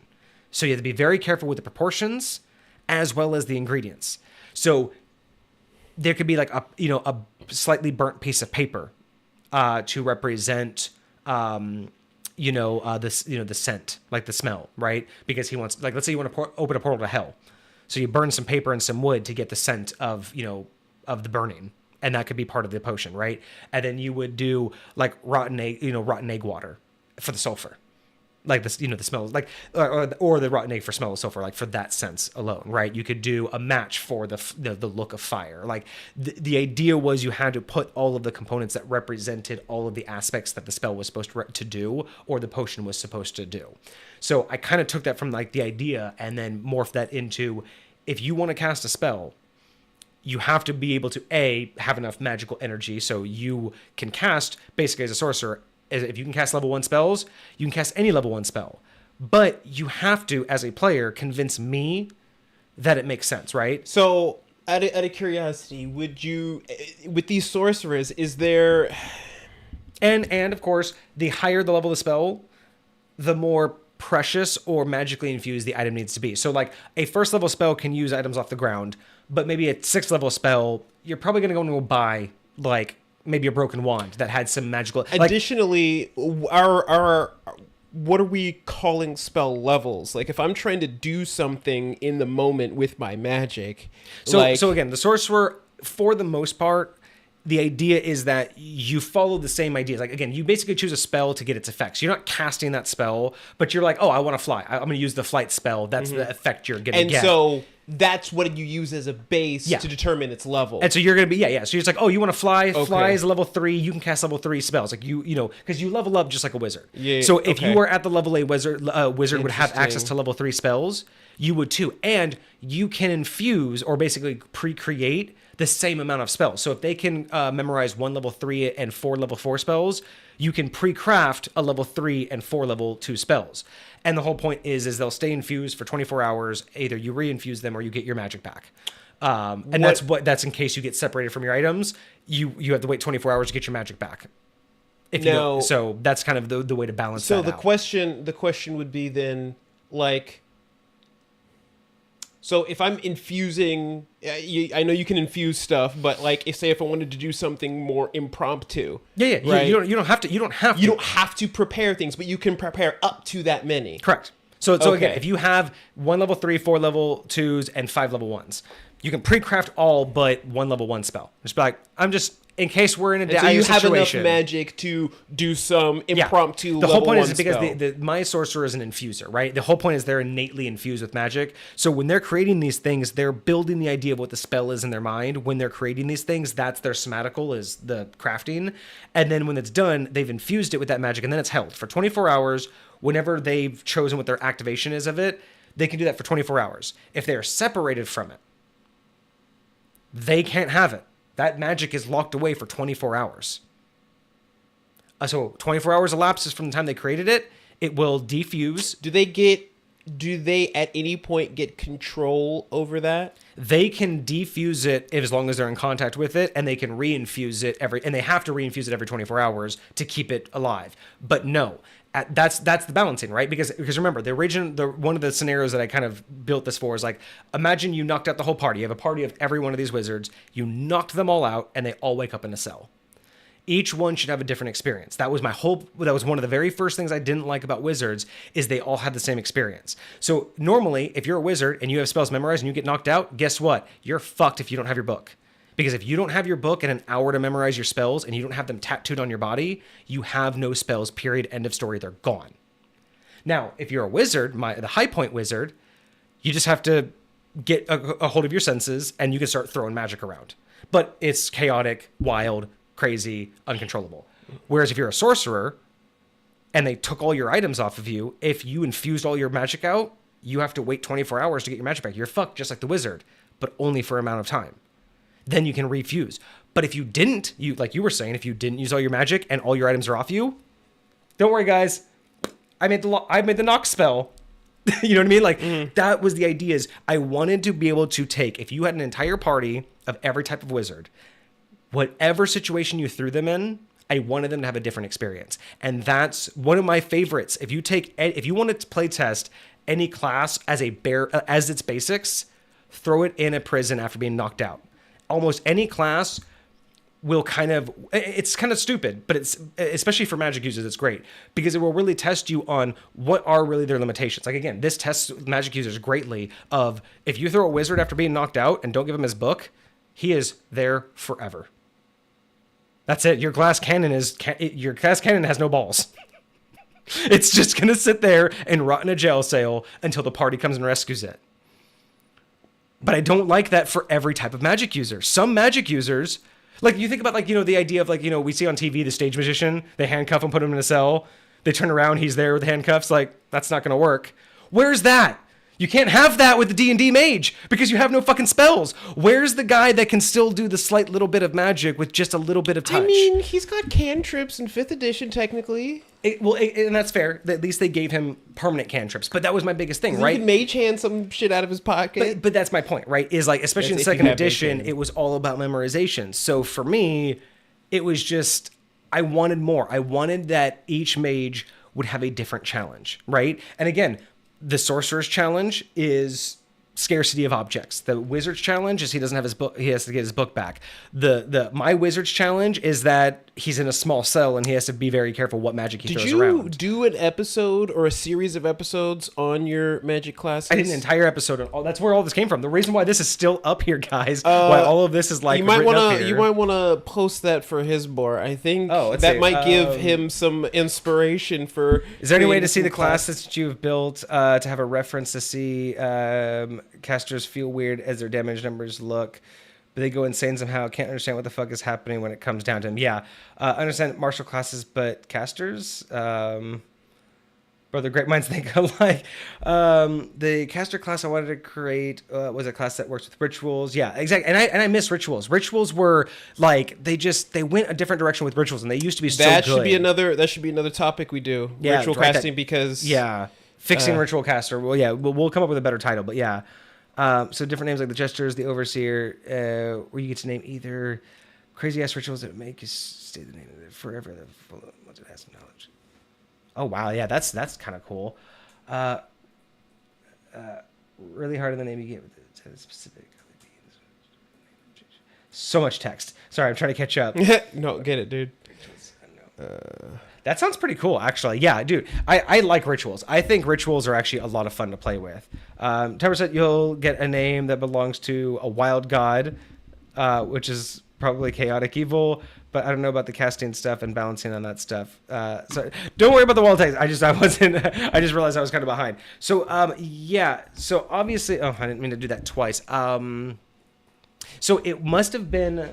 Are you on the YouTube channel by chance? Are you looking through the episodes? I have it up. I wasn't doing that this moment. It should have been. It probably was one of the Origins of High Point episodes. Origins of High Point. I think part 3 or 4. You'll see me. I'll be actually standing up in front of the board. Where are you? Are these in order on the playlist? They should be chronologically, but you should also just be able to search for like the keyword. But yeah, it should be in one of my Origins of High Point episode. I have a whiteboard right here. You'll see some writing on it. This whiteboard is filled with all of my High Point magic classes, like the custom ones that I've done.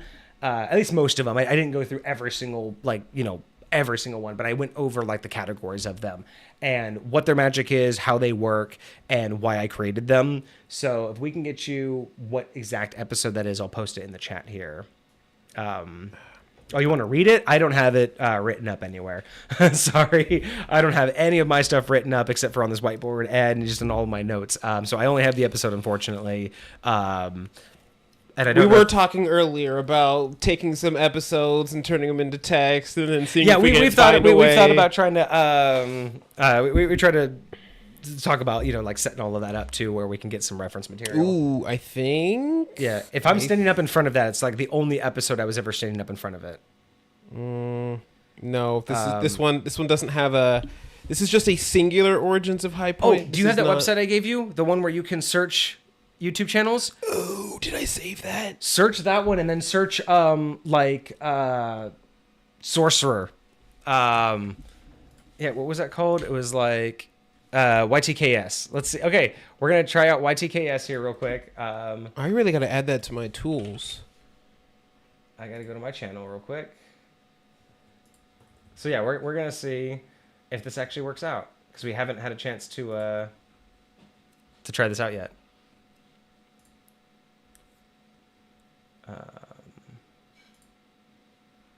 No, I want to go to my channel. I need that.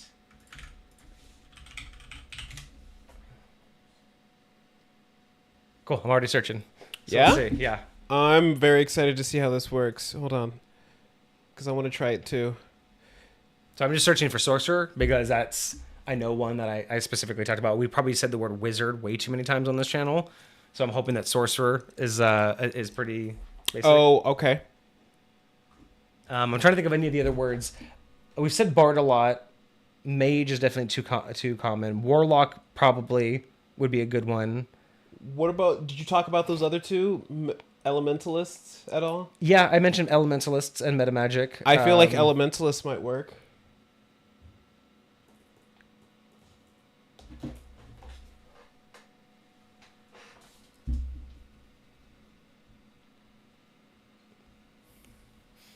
Interesting. I'm searching as well. Introducing the queries, results 0, 100. What would you put in? I put in sorcerer, but let me try. I know we've said sorcerer. Um, What? How did I get 0 too? Let's try. Let's try fatigue.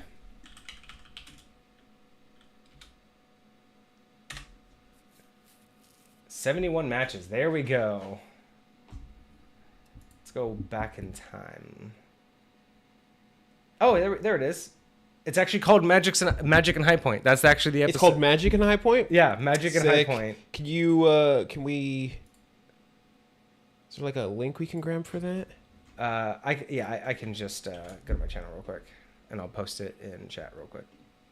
I don't understand. I think I might be doing this wrong. But I'll have to get with you afterwards on it. Yeah, you have to go to my channel, use that URL first. You have to put the channel's URL in, and then search the term that you want it to find.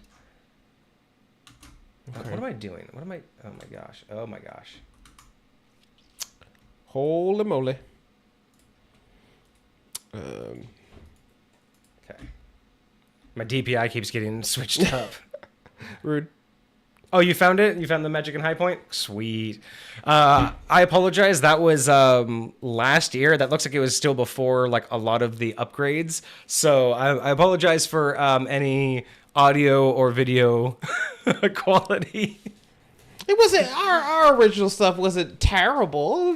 It's not our professional quality we have now, but I mean it was all right. Oh, it censors the link. Okay, that's fair. Oh, it's probably just because, yeah, it's probably just for us, for safety or whatever. Boop, boop. All right, cool. Well, I'm glad you found it.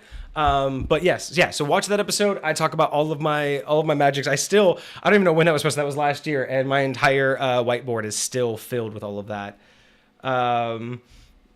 Our stream looks pretty pro. Thank you. I appreciate that. We've done quite a few. If you actually look through any of the old episodes, you'll see the progress that we've made and the changes that we've made over time. So I appreciate that. Thank you so much. We've been hoping that it works. So thank you. All right, I got to get back to my notes here because we were out. So we were talking. So that was it. We basically, I think we covered meta magic pretty much all in its entirety in terms of its history. There are a couple things that I did want to mention. Also. So there is another version of meta magic. It's a little bit on the more homebrewy side. It's more on the individual side. But we did see this in one of the homebrew options that were given to us recently, the curse, which was like a meta curse where if it happens to the player can't just change characters and it sticks with the character. That kind of, so you can technically have meta magic, which is magics that could affect beyond the game, but that isn't really like the rules as written version, right? Right. And then of course, I did mention I wanted to talk about this. So in second edition, I said way back earlier that technically the concept of meta magic, especially as we know it now, didn't start till third edition. But second edition did it first with psionics. And they had, it was page 93. They had meta psionics. So this was started, again, second edition, before they chose it to go with... What cameras do we have? What cameras do I have? We have the face cam from Elgato. So the Elgato, that was our brand. Elgato face cam, not the 4K versions. I didn't want to go that expensive just yet, but yeah, we had like a 10-year-old Windows PC like webcam that was on Kage for the longest time. Yeah.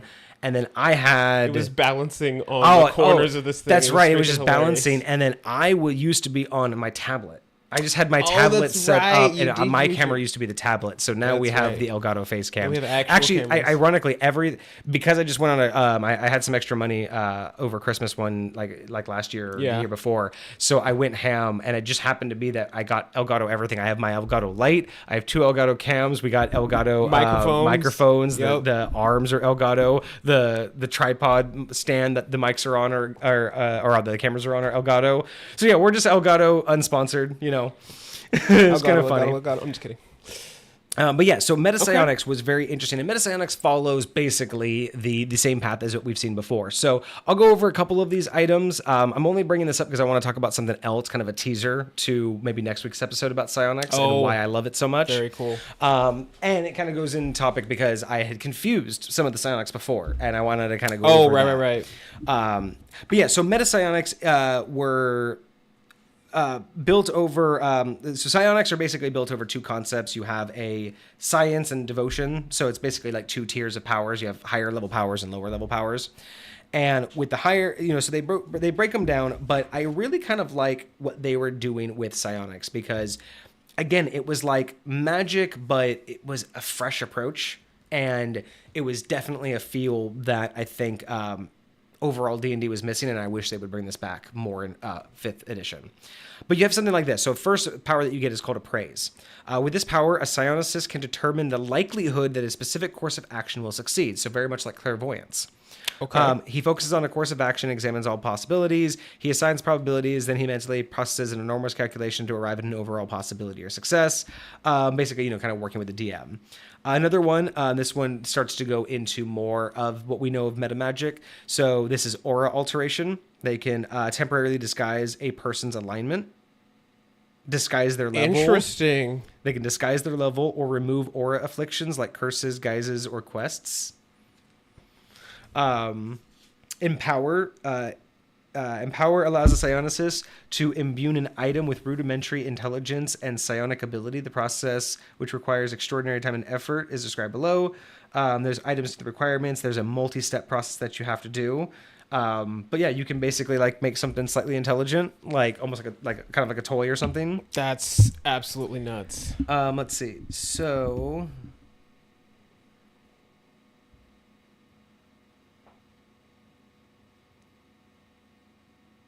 let's see. Yeah, you can just imbue it, and then it'll just have like low level. So I'm trying to find the example.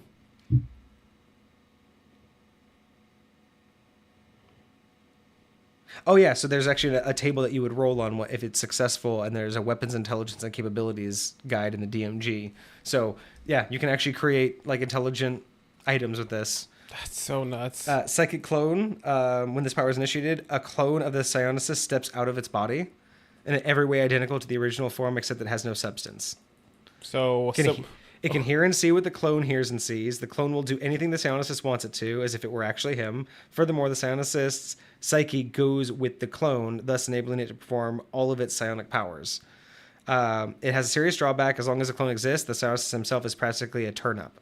So basically, you go comatose. But imagine being able to do that and then walk into the BBEG's lair, throw around your psionics, and when he finally kills you, you just wake up 10 miles away.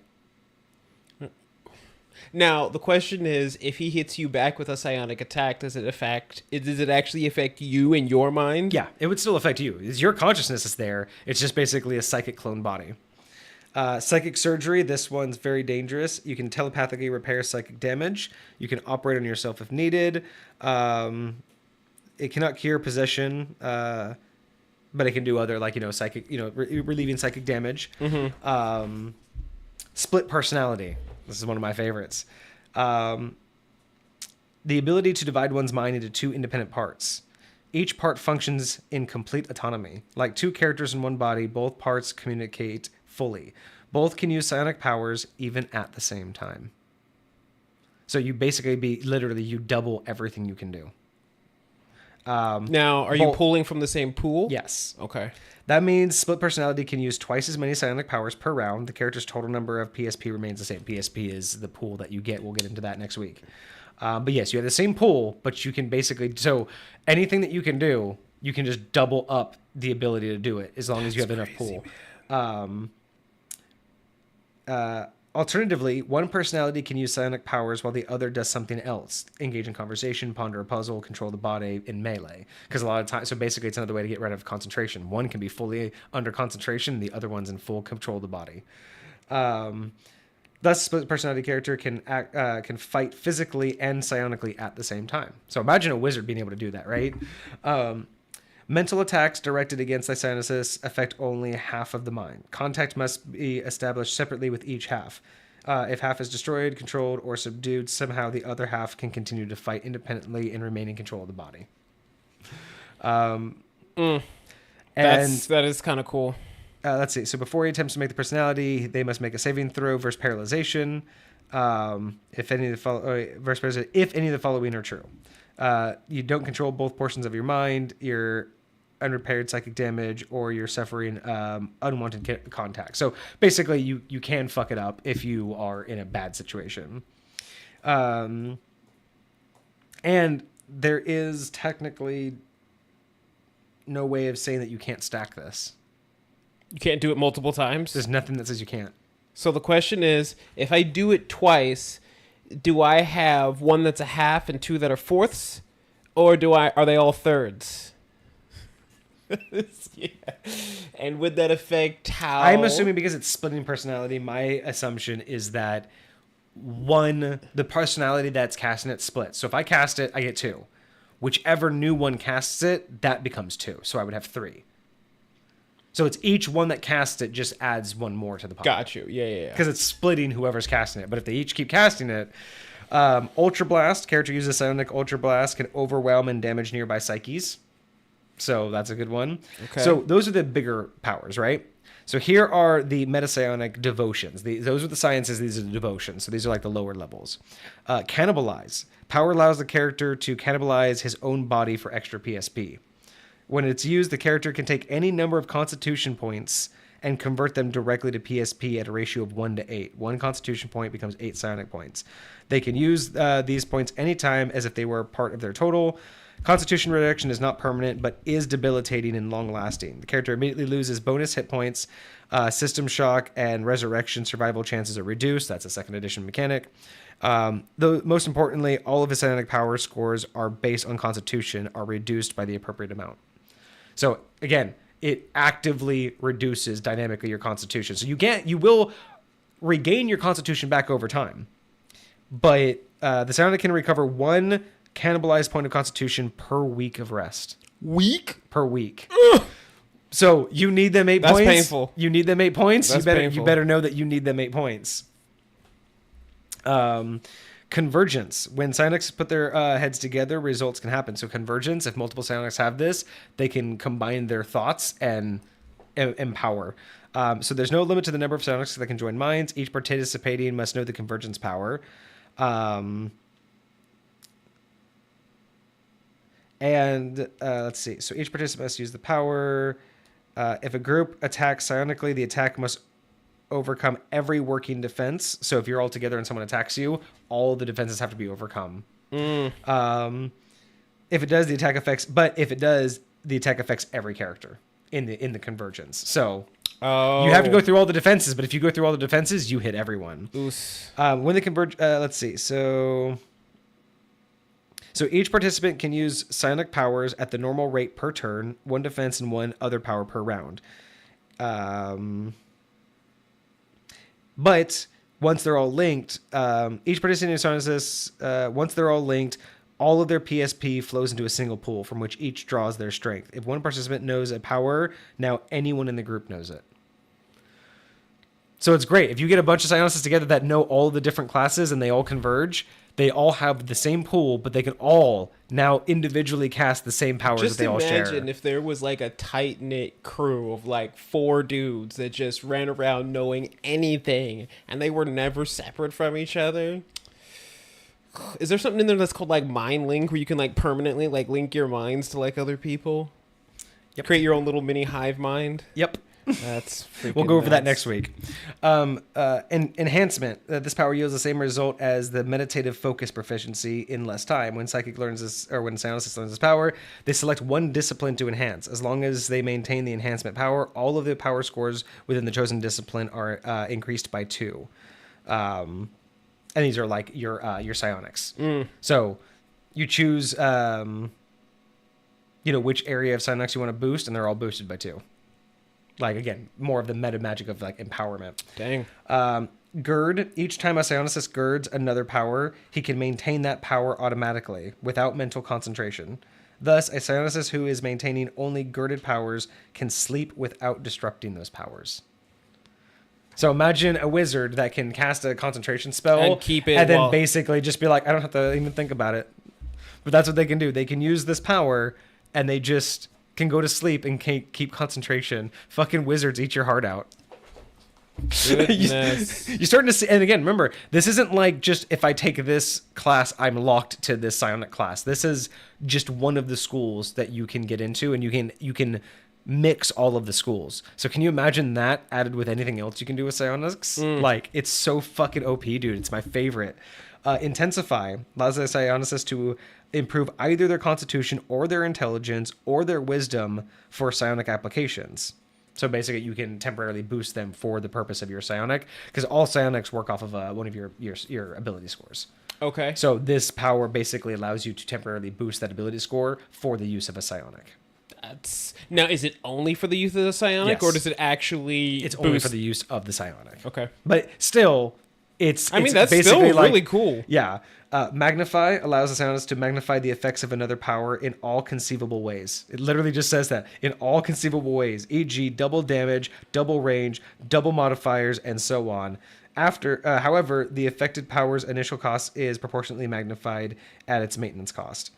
So level 6 through 10, you can multiply by 2. Levels 11 through 15, times 3. Levels 16 through 20 times 4. But it also multiplies that much usage. Like, you still need the power points for it. That's crazy. Martial trance. In some situations, the psionicists find it useful to enter a trance before engaging in psionic combat. Basically gives them bonuses to their defenses and their attacks. Right. Prolong. When the power is affected, the range of all powers is increased by 50%. So you can just increase your psionic bubble of range. Psionic inflation. When a psionicist invokes his power, he sends out a powerful ring of psionic noise, extending 100 feet. All psionic activity within this area requires twice the normal initiation cost and maintenance cost. So it's almost like... Including you? Yeah. So you're doing this to yourself. You're lightweight handicapping yourself, but if there's a bunch of other people around you... Oh, wait, no. The initiating psionicist is not affected. Oh. The noise actually begins about an inch beyond his aura, creating a bubble relatively quiet around him. So yeah, but it's kind of like anti-magic shield, but instead it just requires more components and more time. But yeah, you basically just dampen and make it harder for anyone to do shit. Psionic sense, you can detect psionic activity anywhere within 200 yards. You and Alo and Zafia have run into that one. Okay. Yep. Oh, yeah, that's fair. That's how the portable portations knew about you guys. Oh, interesting. He just sits there, and as long as he has that there, he knew immediately when you all walked in. Like, oh, well, alrighty then. So but again, things that you guys didn't know, right? Like I've Right. hinted at psionics, but we never really talked about it. So if you ever wanted to know, like, oh, why does someone know like when Sophia's around? Like, why can they just know we're psionics? It's literally so the psionic sense can detect psionic activity anywhere within 200 yards. Any expenditure of PSP constitutes psionic activity. So anything that you do that requires your PSP that's not just already active will let it go. So you don't just know there's psionics, but once it's been used, you know. Even if it's only used to maintain a power, use of the mind blank power is psionic activity too, even though it expends no PSP. So even some things that no PSP. And then basically, you basically only learn if they're within range, and then you can make another check to kind of hone in on their direction, like where they are. So it's kind of one of those things where you have to keep using it to like hone in. Got you. Psychic drain. They can tap into the personal psychic energy of other people to augment their own strength. So kind of like siphon off of other people's psyche. Receptacle. Allows psionicists to store psionic energy in special receptacles. So basically, you get to create gems. How long does that last for? Any vessel can serve as a receptacle. It can hold PSP equal to his psionic potential multiplied by experience. A gem can hold one PSP for every 100 gold pieces of its worth, rounded down.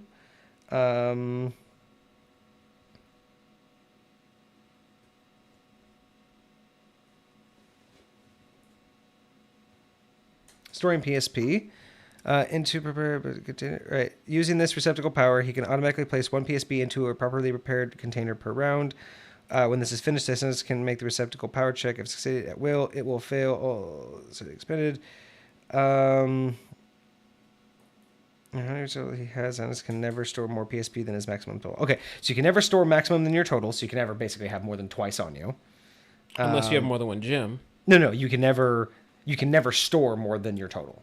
Like you can't give out more than your total. So no matter how many gems you have, the cumulative total of stored PSP can never be more than your total. So the question is, how will it know?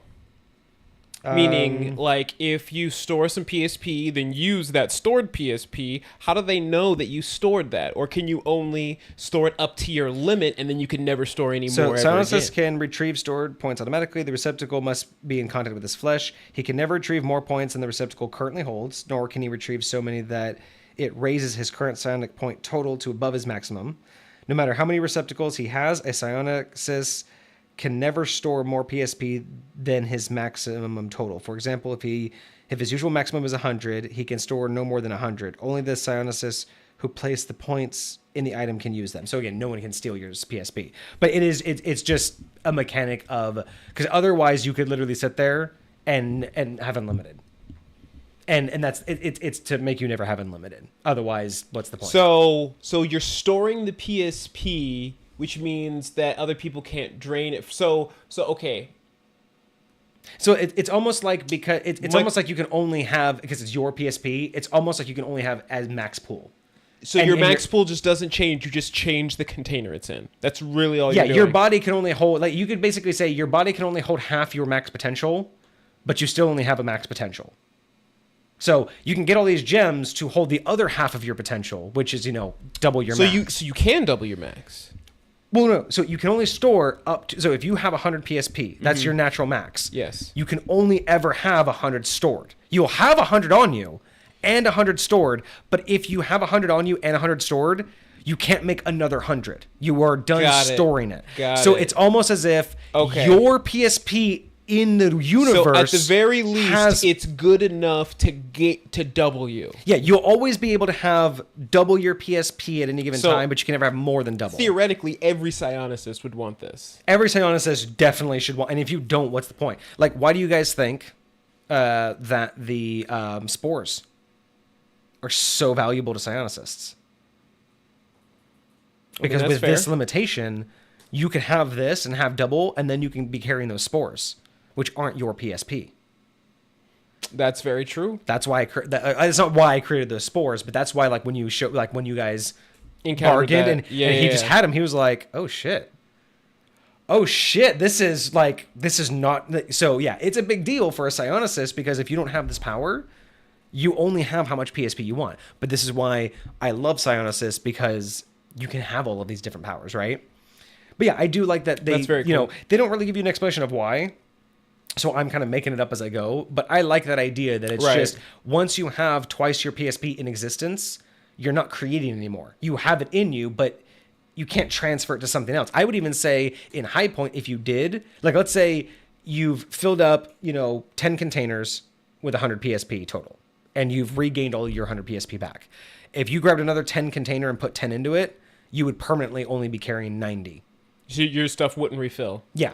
I would even say, if you wanted to, I would allow High Point to allow that. So you could eventually have 200 PSP in containers. But you have 0. You have 0. So you can't even touch them. But what's interesting is, how would that affect how people see you?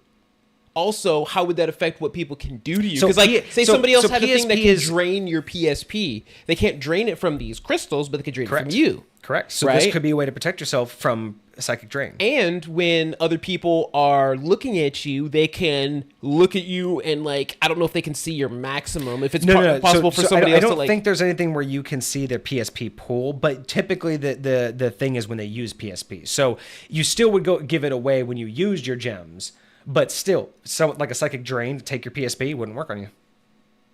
So if I'm just sitting here with this in my pocket, or if this as long as it's touching your flesh. which again is a distinction. As long as it's touching your skin, can be anywhere as long as it touches skin. So if I had a toe ring where the gem was touching my toe, I could just sit there and play with my PSP pool. Which is actually one thing I believe that's one thing I had on one of my Psionicus was a ring that had a couple gems on it, and each one was a very, very expensive gem. So whenever I wanted to, I would just turn the ring and then touch it to the inside of my finger. I'd have more PSP. Turn the ring, more PSP. Turn the ring, more PSP. Because I think I had like 3 gems on there because they were like just, super expensive. But yeah, I had like 3 gems with just, I think it was like 10 PSP each. But yeah, you could easily just conceal your PSP stuff. Interesting. Yeah, these are really cool. Okay, retrospection. Psionic Seance. It allows Psionists to delve into the past and locate memories that have been loosened from others' minds. They must join at least 2 other Psionicists in a convergence before they can use this power. So again, not super just OP. And then he or one of the other participants in the convergence then can ask questions regarding specific events in the past. To find the answer, the Psionicist must make a successful power check. And then it's basically like, a roll of the dice, extremely vague or incomplete, complete but not specific, or reasonably complete and specific, right? The more you roll. Right. So again, it's kind of like Speak with Dead, but you get to unlock memories. So it's like basically like, if someone does psychic surgery, and like I can do psychic surgery on you and literally block a memory from you and anyone else who looks into your head. But this would allow us to unlock that. Right. So there's ways around it without doing psychic surgery to undo it. You could do this instead to get it out of you. Splice. The Psionicist is splicing together 2 or more separate powers into one psionic release. It's very difficult, but it requires precision. But again, basically kind of like the other one where you can like twin spell. You're using 2 powers at the same time? Yeah. Interesting. Let's see. So if the character passes the first power check, they must initiate each spliced power in succession. So again, each power still has to be cast properly and succeeded, but you can keep splicing. The maximum number of powers that they can splice is equal to their experience level. So for example, 2nd level Psionicist can splice up to 2 powers. A 3rd level can splice up to 3. Interesting. So you can just keep on, adding to it. Stasis Field. Is a region in which time slows to a crawl and energy is reduced to meaningless fizzle. When created, the stasis field surrounds the Psionicist like a bubble. It can have any radius he desires up to a maximum of 1 yard per level of their experience. For each, for example, 10th level can go up to 10 yards. For the outside, the stasis field looks like a slightly shimmering, completely smooth silver globe. When something presses against it, it gives slight resistance, but the object passes through. Inside, it's all murky and dim. Light filters through from the outside, but it turns gray. All light source inside is only about 1/4 as bright. Time is 60 times slower. That is, for every round or minute that passes inside, an hour elapses outside. This dilation is not apparent to those inside the field. However, each round the Psionicist spends inside, he must pay 20 points to remain outside. So for every round that passes inside, an hour elapses outside. Interesting. Wouldn't it be the other way around? Or no, because time's going time's going slower. So yeah, we're moving around going about an hour, but inside it's only been a few minutes. Now the question is, and I know this sounds weird, does that apply to aging purposes? So let's find out. Energy and motion also change inside the stasis field. Fireball, magic missile, cone, and flame strike have no effect. The spells fizzle in midair, move slowly. Movement is slowed. Characters and creature movement rates are halved. A dagger can easily be pushed through someone, but lightning-like slashes with a sword are slowed to a graceful arc, almost like in slow motion. Missile weapons useless. It doesn't say anything about aging. But because your movement slowed and everything, I would assume that you probably aged less than everyone else did. Interesting. Wrench. This power only affects only creatures with... So, this power affects only creatures which exist simultaneously on the prime material plane and another plane. So this only will affect creatures that exist on 2 planes at once. This includes most undead and others noted in the Monsters Compendium. When the creature is wrenched, it's forced entirely into one plane or the other, the psionicist's option. So if you're dealing with something that says is getting power from a different plane, you can wrench it into this one and force it to lose its power. Or send it to wherever the other one is. Gotta sleep now? Okay, bye, Hisbor, if you're still here. Thank you so much for joining us. We appreciate you. Take it easy. Have a good weekend. I hope you have a good weekend. Oh, yeah, no doubt. But yeah, so wrench is basically kind of like banish, but more specific. Interesting. So that's meta psionics. So along the same lines, you kind of alter what current powers are there, right? Right. So yeah, so that's basically what second edition had originally done. So not quite what we know as meta magic today, but definitely a somewhat of a precursor. They were going in that direction of being able to manipulate a bunch of stuff. And that's only one of the reasons why I really like psionics, is because they got really creative with how they wanted to do things. And yeah, that's basically just the history of meta magic. It's always been a alteration or effect on other magical effects that you can have or other magical spells. But I think that there's room for adaptation per class. Like each class could have their own slight different version of this. Maybe not the same effect. Kind of like we were talking about where like sorcerers and wizards, they might be able to have their own approach to it, but I do think that there's more room to grow here. I want to end with a small teaser, because when we were having this conversation originally, Kage and I, we originally, I was talking about meta psionics, and I got it confused. Because originally when I was talking about meta psionics, I was thinking... because I had played the psionic character a long time ago, and I had delved into so much in this book that I confused a couple of the psionics before.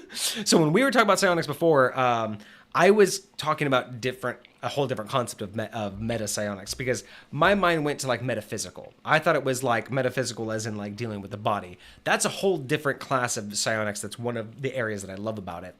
So we're going to tease. Now we've already talked about a little bit of the psionics and the meta cap, but we've already talked a lot about meta magic, so it wasn't really anything that tantalizing. So I do want to talk about my other one of my other favorite psionics, and it's called psychometabolism. This is the one that I was mistaking for meta psionics. And psychometabolism is basically a psionicist's control over their own body. And you'll start to see how this gets fucking crazy. Not just with what we've already talked about with meta psionics, because you can imagine the empowerment you can do with these spells.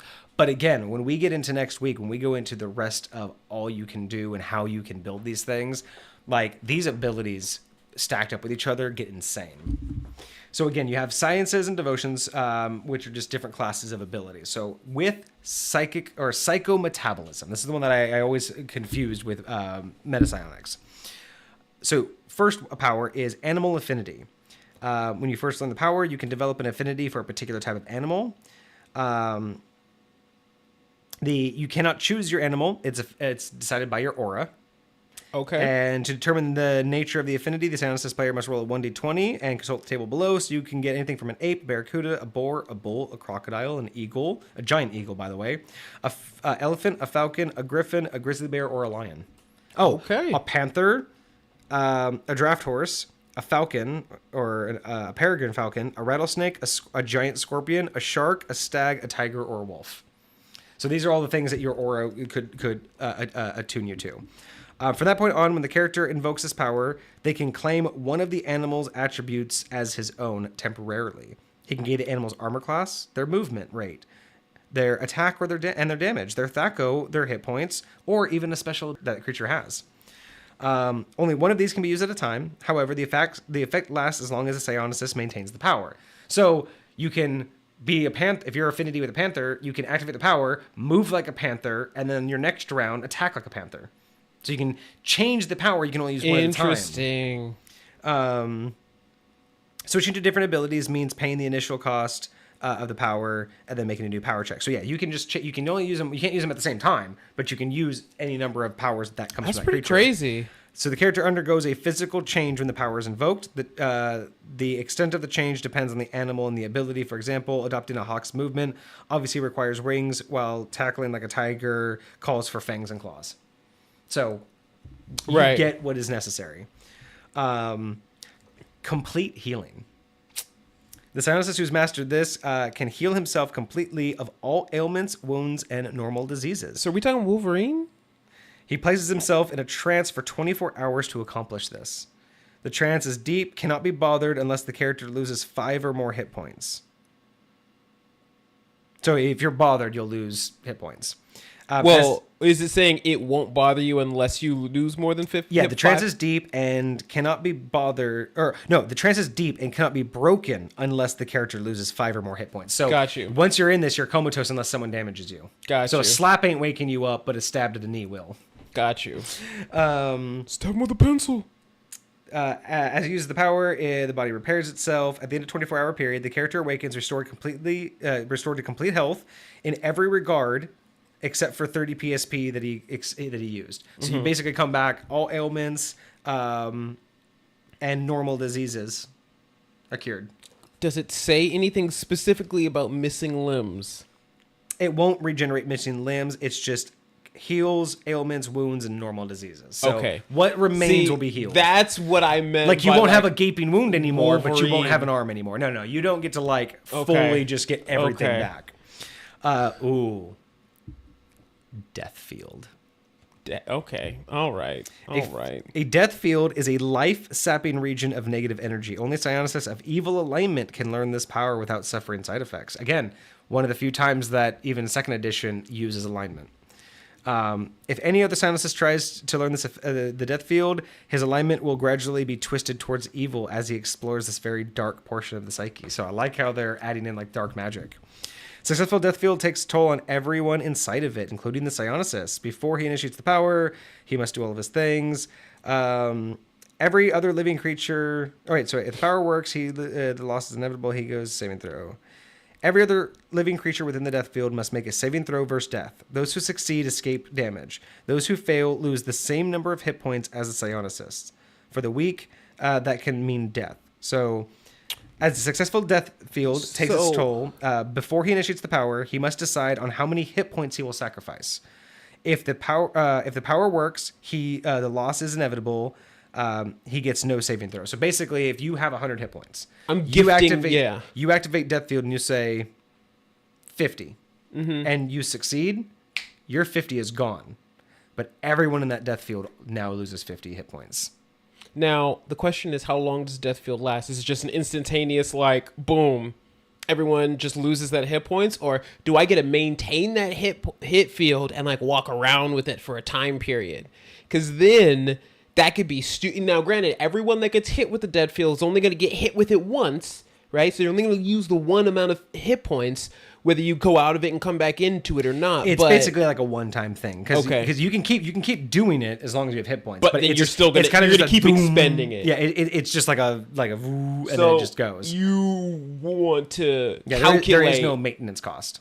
What's that? There is no maintenance cost, but if you hit your power score, so a power score is like a crit. If you hit your power score, you only lose half the hit points that you sacrificed. That's cool. And if you, and this is where Psionicist is fun because 20s are not crits. Right. If you roll a 20, that's all psionics. 20 is a failure. Oh. Just the whole book. If you roll a 20, you fail. If you roll a 20, the power fails, but the Psionicist loses the hit points anyway. Rude. Hey, it's Death Field, man. I mean... But remember, if you're inside the death field, it also affects you too. So you also got to be careful that if you take 50 hit points and then activate death field and you're inside of it, you also will take 50 hit points. Again, you are affected by death field as well. You said it was instantaneous. There's no way to get hit by it again, right? No, so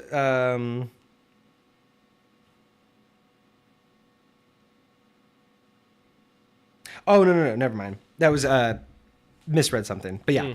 So yeah, but still, being able to basically give up your hit points to just automatically do that many hit points to however many creatures, that's devastating. And it is area of effect is 20-yard radius. That's crazy. 40 yards, half a football field, bro.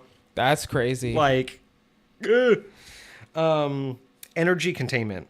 With this power, you can train yourself to safely absorb and assimilate energy from electricity, fire, cold, heat, and sound energy that would fry, freeze, or otherwise harm a normal character. All physical assaults based on these energy types can be drawn into the Sionis' body. The character transforms the energy and safely releases it as visible radiant light. So it basically is kind of like a shield for certain elemental effects and damage types. And you can basically just charge it up. It protects Sionis against energy attacks. If Sionis makes a successful check, they can double the result of his die on the saving throws. So basically, again, you just become resistant to him. When you absorb the energy, you radiate visible light for a number of rounds equal to the points of damage you absorbed. If you suffered half damage, it radiates for that many rounds. If you suffered no damage, roll for damage anyway to see how long it glows. The glow is definitely noticeable, but it is soft and illuminates no more than an area of 2-yard radius. So it's not like you're a beacon. Right. But you a glowy boy. You a nice little, what are those things that, those glow-in-the-dark little squeezy toys. I swear they were in like Toy Story or something like that. Oh, yeah. I forget the names. But Yeah, you're whatever you're those just a things. glow stick. You're basically just a glow stick. Yes. Lightweight. I like it. Life draining. With this devotion, Sionis can drain hit points from another character and use them to recover their own. The transfer occurs at a rate of 1d6 per round. So as long as you grasp on, it's like just life drain, dude. It's fucking devastating. Can you imagine? Oh yeah, that's right. My Sionis character was a vampire, so That helps. that also really helps. Metamorphosis. The science resembles polymorphine, but it has a much wider application. They can change themselves into anything with approximately the same mass as their own body. A wolf, a condor, a chair, a rock, a tree. While this form, they retain their own hit points and Thaco, if possible, but they gain the armor class of the new form. They also gain all of the physical attacks that form allows, but no magical or special abilities.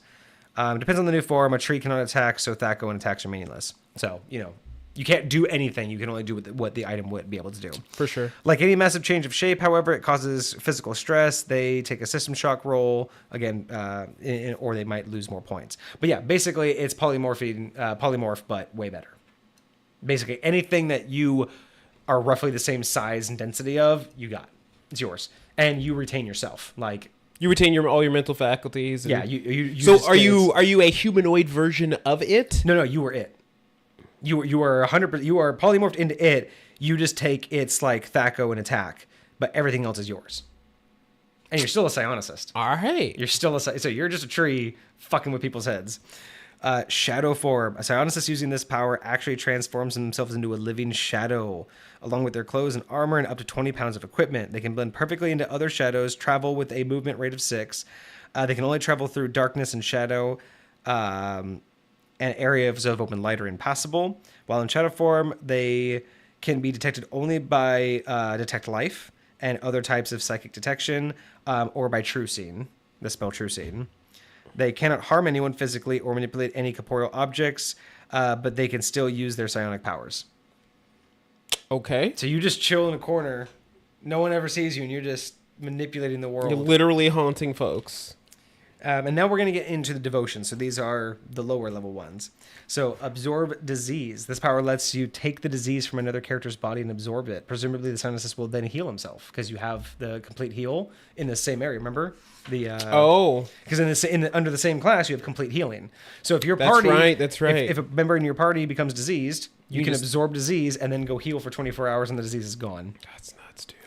Adrenaline control. This is what I was telling you about before. By controlling the production and release of adrenaline in the system, the psionicist can give himself a temporary physical boost on demand. When he increases his adrenaline, the character gains 1d6 points. These points can be spent directly to their strength, dexterity, or constitution scores. Oh, yeah. In any way that you choose. He enjoys all the normal bonuses for high physical attributes while this power is in effect. If the psionicist power check results in a 1, he overtaxes his system with his adrenaline. He still gets the boost, but loses twice as many hit points. Power score, divide the 6. Instead of dividing the d6 result, the character applies that many points to each. So if you crit when you activate this power, instead of rolling a d6 and then piecing out each point, if you roll a d6 and get a 6, you'd have to put 1 point here, 2 points there. If you crit, if you roll a 6, you get to put 6 points in all 3. You just 6 points. Whatever you rolled gets into all 3 automatically. But if you fail, you must take a successful saving shock or you suffer a 50% loss to current HP and pass out for 1d8 hours. Rude. So yeah, don't do that right in the middle of a fight with the BBEG and pass out. Right? Aging. With this power, an evil Psionicis can cause unnatural aging by touch. Other Psionicis can use this power too, but they'll become evil if they do. Right, the victim right. ages 1d4 years instantly and must make a save versus polymorph. Failure means that the change was traumatic and ages another year automatically. That's crazy. Fucking insane, dude. That's crazy. If your power check results in a 1, there's a backlash, and you too age 1d4 years. If you power score, so if you crit, succeed, the victim ages 1d20 years. Holy man. And if you crit fail, the Psionicis ages 1d10 years. So I love this balance, right? I mean, if you're an elf, you really don't care. You really don't care. Or if you're a vampire. Fair. Like, who cares what I age? Although my character did abuse this. Because there was That's a special crazy. mechanic that my DM had for stealing age, and I was able to abuse this a little bit. It's fucking stupid. So fucking bad. But dude, seriously, like That's nuts, man. I feel like talking about this, like I hope you can hear, I hope you guys can understand like where I get my balancing from. Like when I talk about like how I balance things and how I approach it, that right there to me is a beautiful balance. Being able to take 1d4 years, not very much a lot, but being able to take up to 1d20 on a crit, being able to roll a 1 and then I also age, but then be able to crit fail and then I age 10 years, like that just feels nice and balanced. I like that. Everything in here, right? Like the adrenaline sounds amazing. I might be able to get a d6 to 3 stats, but I also might pass out for 1d8 hours and basically become useless instantly, right? Like these are the things where I'm like, this is where a lot of my inspiration comes from when I think Right. of how does something properly fit into like the game as a whole. Ooh, biofeedback. Here we go. Biofeedback is the power to control the flow of blood through one's own body. This is the one that I always talk about as like the cornerstone of this particular science or this particular power. Right. This power has 2 key effects. First, the Psionicis can easily control bleeding. As a result, he suffers 2 fewer points of damage from every attack against him that causes physical injury. Like, is that bludgeoning, slashing, piercing? Yeah, all physical damage, you will take 2 less damage just in general as long as this is up there because I you're guess not that's bleeding. fair. Even bludgeoning, you're still bludgeoning bleeding. is bruising, internal bleeding. It's Yeah, the same so thing. all you're doing is reducing that. So I know it's only 2 points hit points, but that's a lot at lower levels. Two hit points every strike. So something with multi attack, you're getting 4, 6. Yeah. every single turn. That's why it's like it's not game breaking, but it's nice. And then second, by flooding key portions of their body with blood, the Psionicis can effectively cushion blows against him that reduces their effect. The character's armor class is reduced by 1. So that's a good thing. Interesting. So okay. your armor and class improves by 1 and damage is decreased by 2 for every hit. That's not bad. A crit AC is reduced by 3. Okay. And That's actually crit pretty dope. fail, excessive blood flow results in scattered bruises and a 10% HP loss. Ouch. Well, But yeah, so that's one of the ones that I like. And then I think about that where it's like, that's just what it says you can do. But then again, like, that means a lot of things. Like, I imagine that, like, what the one thing that my DM allowed me to use this for, and I 100% believe in this, is I got stabbed with something that had poison. I said, I activate my power and I stop blood flow in my arm.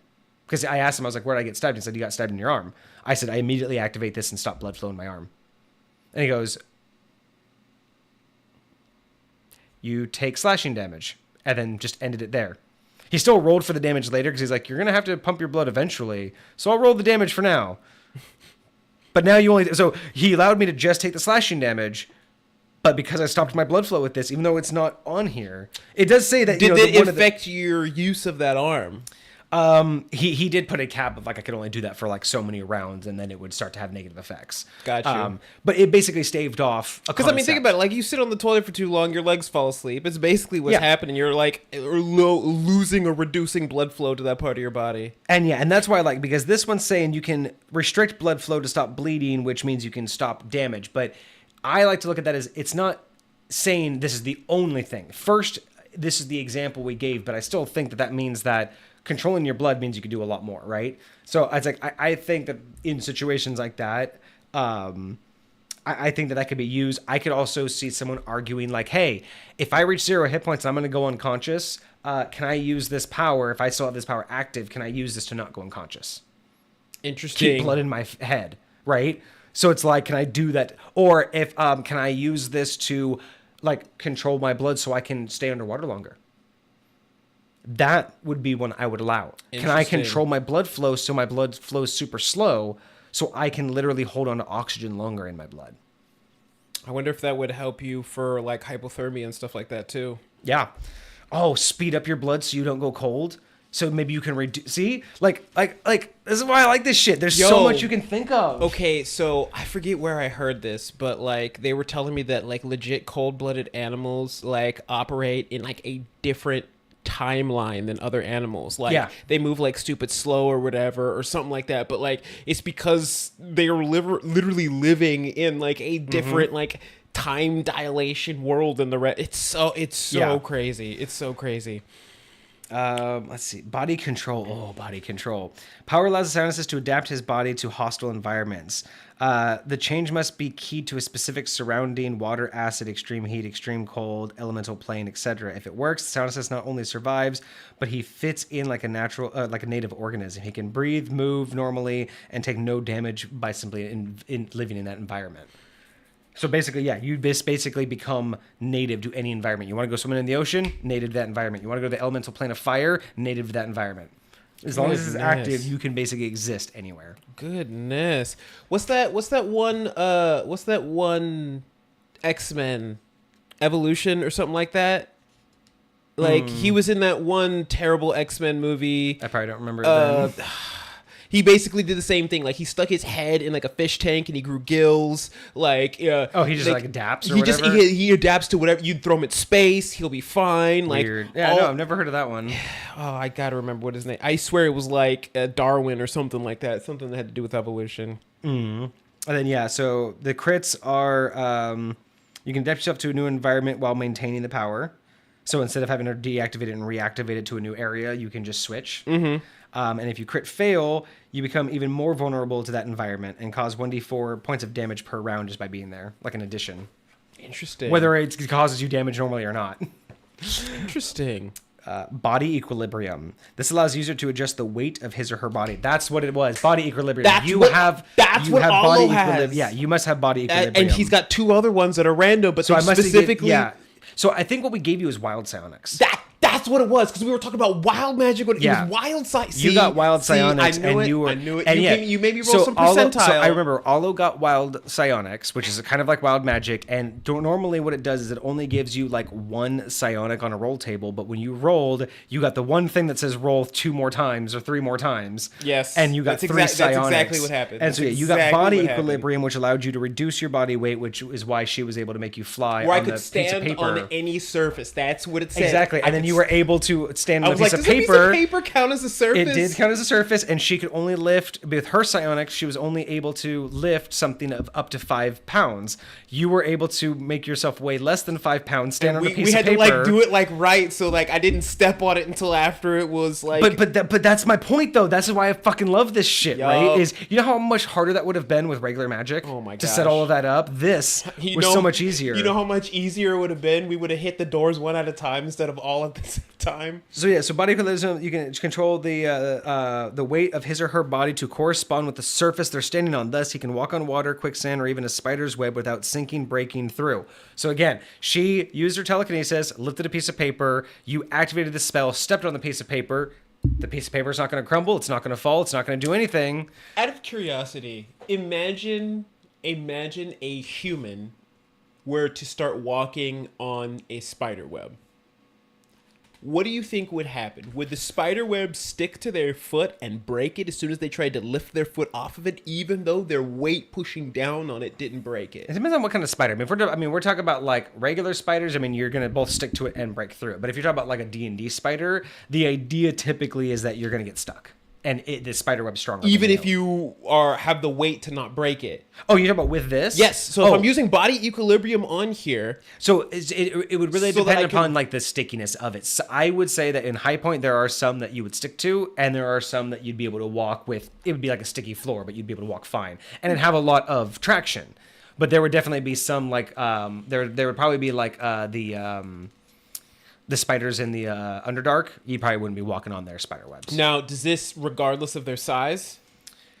It would be more. No, it would be more like the larger ones, like Okay. like the. See, I would what's figure not the arachnid something. The ones that have Yeah. the giant spider body but the humanoid front. Yeah. Those ones you wouldn't be walking out of. And But that's like what I regular imagine- spiders, you'd be fine. Okay. As this Okay. example points out. But yeah, so this is what Alo has. And then you can actually use this as a modified Featherfall. Which is, I also think is why you died, is because you forgot you could use this as Featherfall. I think you also had Featherfall as I a did spell, have literally Featherfall. but you can also use But this as Featherfall. You could use this as Featherfall? How does So, that... if the character is falling when he uses this power, he will fall 120 feet per round, slow enough to escape injury. Because of his lightness, the character must be wary of wind gusts, which can easily sweep him up and blow him away. So, interesting. Because you are changing your weight, so you are basically like Yes. a feather in the wind. So, if I'm using this while I'm falling, what am I changing my weight to be able to stand on? Air? No, you're changing your weight so light that it's kind of like a feather fall. You were just You're just light enough, reducing- so okay. you are you're falling through air, which has more resistance than your weight. It's the same exact reason why a feather and a hammer So the fall at question the same is, speed. could you use it strategically and like wait until say the last 10 feet? You can use it whenever you want, but I mean, as long as you're maintaining it, you're gonna You fall. say you any fall distance 120 feet per round? per round, but slow enough to escape injury. Right, so it doesn't right. matter when you cast it. Yes, You but could I cast it at the. what I'm saying is like if you keep yourself heavy enough so that you're not taking like say imagine you're like falling off a cliff You and if you basically, use like, it right speed it away up, yeah. you're gonna float way Gotcha. further. Yeah. But if you As wait- long as you activate it properly and activate it, 100%, Interesting. you can activate it whenever you want. But the crit success and crit failure, the effect lasts up to a day without maintenance, which is the success. Mm-hmm. The failure, the Psionicist weight instantly rises up by a factor of 10. He must use body equilibrium again to fix the problem. That's right. It's like, well, you look obese Because now. the whole point of this is to make you not control your weight, but to make you light for any surface or falling. Mm-hmm. So this one would just make you drop like a stone. Yep. Body weaponry allows psionicists to convert one of their arms into a weapon. Virtually any sort of weapon that can be imitated, except for a short bow, hand crossbow, light crossbow, or weapon the psionicist cannot normally use. Arm actually becomes wood and or metal and assumes the weapon's form. It behaves in every aspect like a normal weapon of the chosen type, with bonus it can never be dropped or stolen. I'm curious if that could double if you could call a flute a weapon so that I could like pull a flute out of nowhere and start playing a flute. Because it's body weaponry, I think it's mainly meant to imply Combat. like melee weapons. Mm-hmm. Because I wouldn't really call, even though a flute can be used by a bard, it's not a weapon. Even though a bard could consider it a weapon, it's not technically a weapon. Yes. But I do That's, just like that's that. kind of what I figured. I do just like that. Just be like, just Terminator it. Just let's go, boy. Like you just walk in, like let's pat you down, and be like, oh, I am the assassin. Be like, you can't get in here with weapons. Whoosh, I am the weapon. Right. Catfall. The character using this power can spring like a cat in the same round and always land gracefully on his feet. He still suffers damage from falling, but the damage is halved. He can jump down 30 feet without risking any injury at all. There's no negative crit, but if you positive crit, you can jump 50 feet instead of 30 during a single use of the power. I see why you would take this one specifically because there's no negative. Yeah, there's no negative. You still suffer the fall. Basically, this one isn't the same as like falling a long way. Because I'm This is thinking, just like, more why getting would you around. take this instead of body equilibrium? Like, body equilibrium just seems like it does everything this does except way better.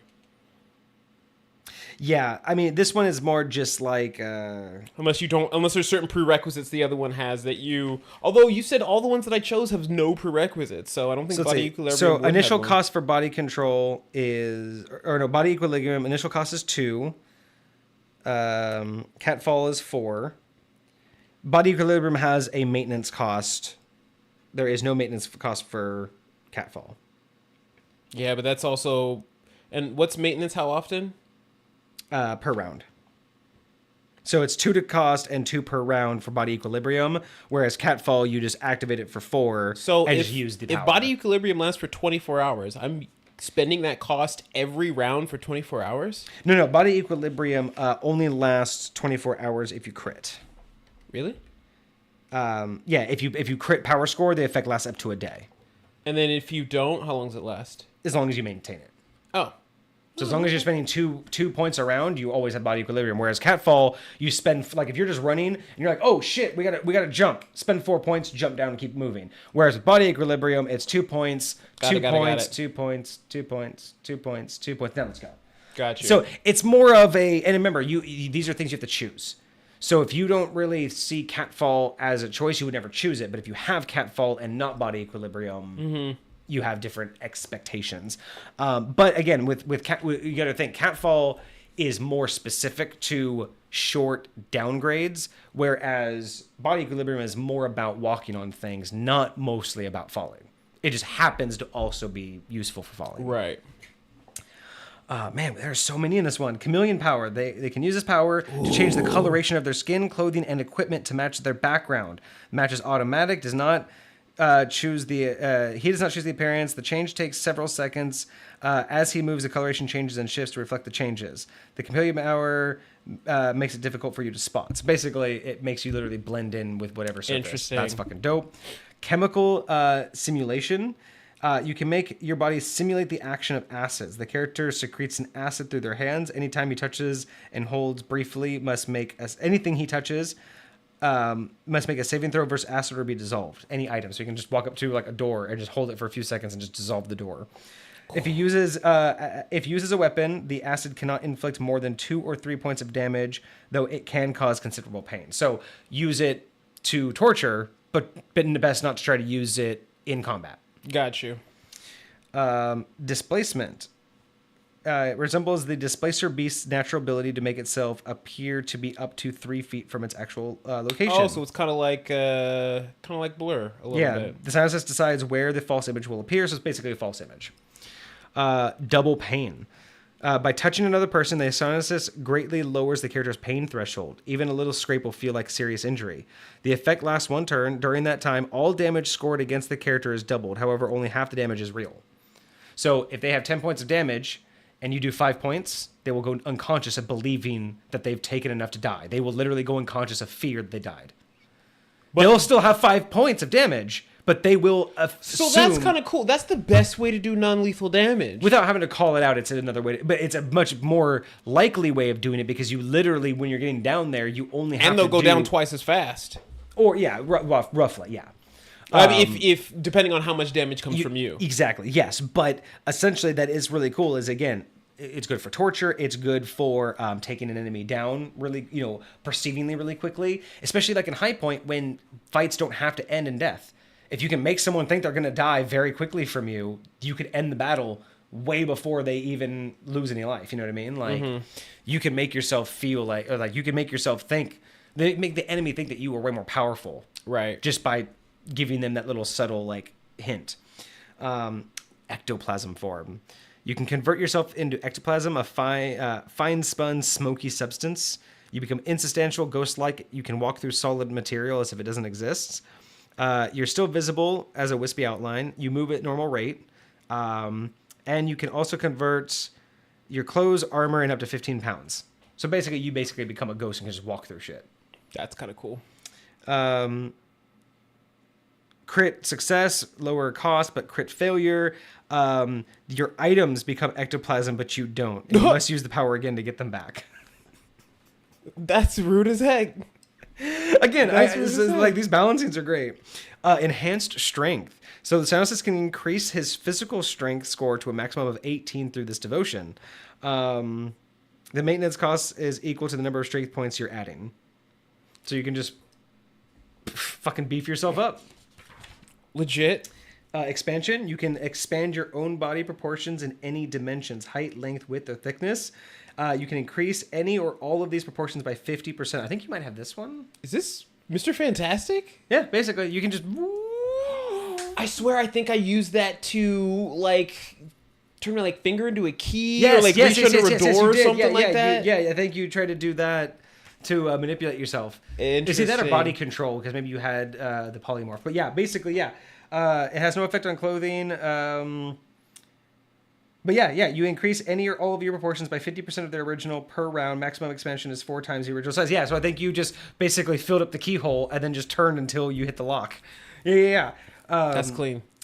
Flesh armor. You transform your own skin into armor. No one can see the change, but it's as if you actually acquired some type of armor. The type of armor the body mimics depends on the result of the power check. So you can get anything from left hand can function as a shield with an AC of 9. You can have leather, ring mail, scale mail, chain mail, banded mail, or plate mail, depending on what you roll. Because his armor is part of the body, the Silencist can enjoy its benefits without suffering any penalty he might have if it were actually wearing the armor. Graft weapon. This power, the Silencist can graft any one-handed melee weapon directly onto his body. He picks the weapon, activates his power, and the weapon becomes an extension of the character's arm. Assuming the character is proficient with the weapon type, he gains a +1 bonus to attack rolls and damage rolls. If he's not proficient, he suffers the usual non-proficiency penalties, but still gets the +1 bonus. So, interesting. that with also the body weaponry, you can basically just like have a double blade on your arm. Attach a sword and turn your hand. That would be freaking nuts. Heightened senses. By means of this devotion, the Silencist sharpens all 5 of his normal senses: sight, hearing, taste, touch, and smell. This has several effects, which are described below. The DM may allow additional applications as he sees fit. The character has a good chance to notice thieves who are hiding in shadows or moving silently. They can track someone like a bloodhound. They can, the range of hearing and seeing are tripled. The character can taste poisons or other impurities in quantities which are much too small to cause any harm. Okay. So basically you can like tap your tongue to it without being hurt by it and know if it's poison before you drink it. Got you. The character can identify almost anything by touch. For example, tell 2 pieces of gold from each other after previously handling just one of them. So you can touch a piece of gold and then be handed another piece of gold and you can tell them whether it's the same piece or not. Like you just Whether your it's touch, the exact same piece. your touch is just that Interesting. perfect. Could you use it in like if somebody hands you a piece of gold and then somebody hands you another piece? Oh, that's not gold. That's fake. Could you use I don't it know for if you can something tell like the that? fakeness, but you can also tell if something has been handled in the last 5 minutes just by handling it. So Interesting. you just kind of understand. You can get a snapshot of what something is, and you can get an idea of if it's been messed with. Immovability. The Silencist makes himself immovable, which is exactly that. Tremendous amount of force is required to uproot him from his spot. Moving the Silencist requires a combined strength total that is at least 10 times greater than his movability score, Constitution -5. So take his Constitution -5 and then multiply that by 10. If the character is pushing the Silencist, makes a saving bend bars roll, the character can double the character's strength. Okay, blah, blah. Basically, yeah, you're not moving. You're basically just planted yourself in the spot, and you cannot move. This has nothing to do with weight. The character will not crash through the floor because he's made himself immovable. It said attaches himself to the fabric of the universe, kind of like time space anchor. Interesting. I If you're kind of familiar like with that time space description. anchor, that's basically what this is, but the Yeah. psionic version of it. Lend health. The Silencist can makes a successful power check, can transfer their own hit points to someone else they're touching. Each hit point transfer heals 1 point of damage. The character can transfer as many as they want in a single round. If they try to transfer hit points when he has fewer than 5 remaining, he must make another power check. If he fails, he can't transfer it. So basically, it's You can transfer last yourself ditch. to death. Yeah. But yeah, you can basically Silencers can be devastating healers too. You know what I mean? Like That's they can crazy. cover everything. Mind over body allows the user to suppress his body's need for food, water, and sleep in exchange for 1 hour of meditation per day. All of the Silencist's physical needs are overcome. He does not feel hunger, exhaustion, thirst, nor does he suffer from any ability reduction for privation. So I think basically you're not going to get, as long as you're activating this. The maintenance cost is 10 per day. So you have to spend 10 PSP per day, but you will get no negatives for not eating, Yeah, but you also sleeping. regain your PSP every day. Yes, you do. The Silencist can also suppress the basic need of others while suppressing his own. To do so, he must pay an additional 10 PSP per person. Each person being aided must be in psychic contact. Usually the character holds hands, forming a continuous circle. They can survive in this passion for a number of days equal to his experience level, or 5 days, whichever is more. So once you're past level 5, you can start lasting longer. That's crazy. He must then rest 1 day for every 2 days spent sublimating.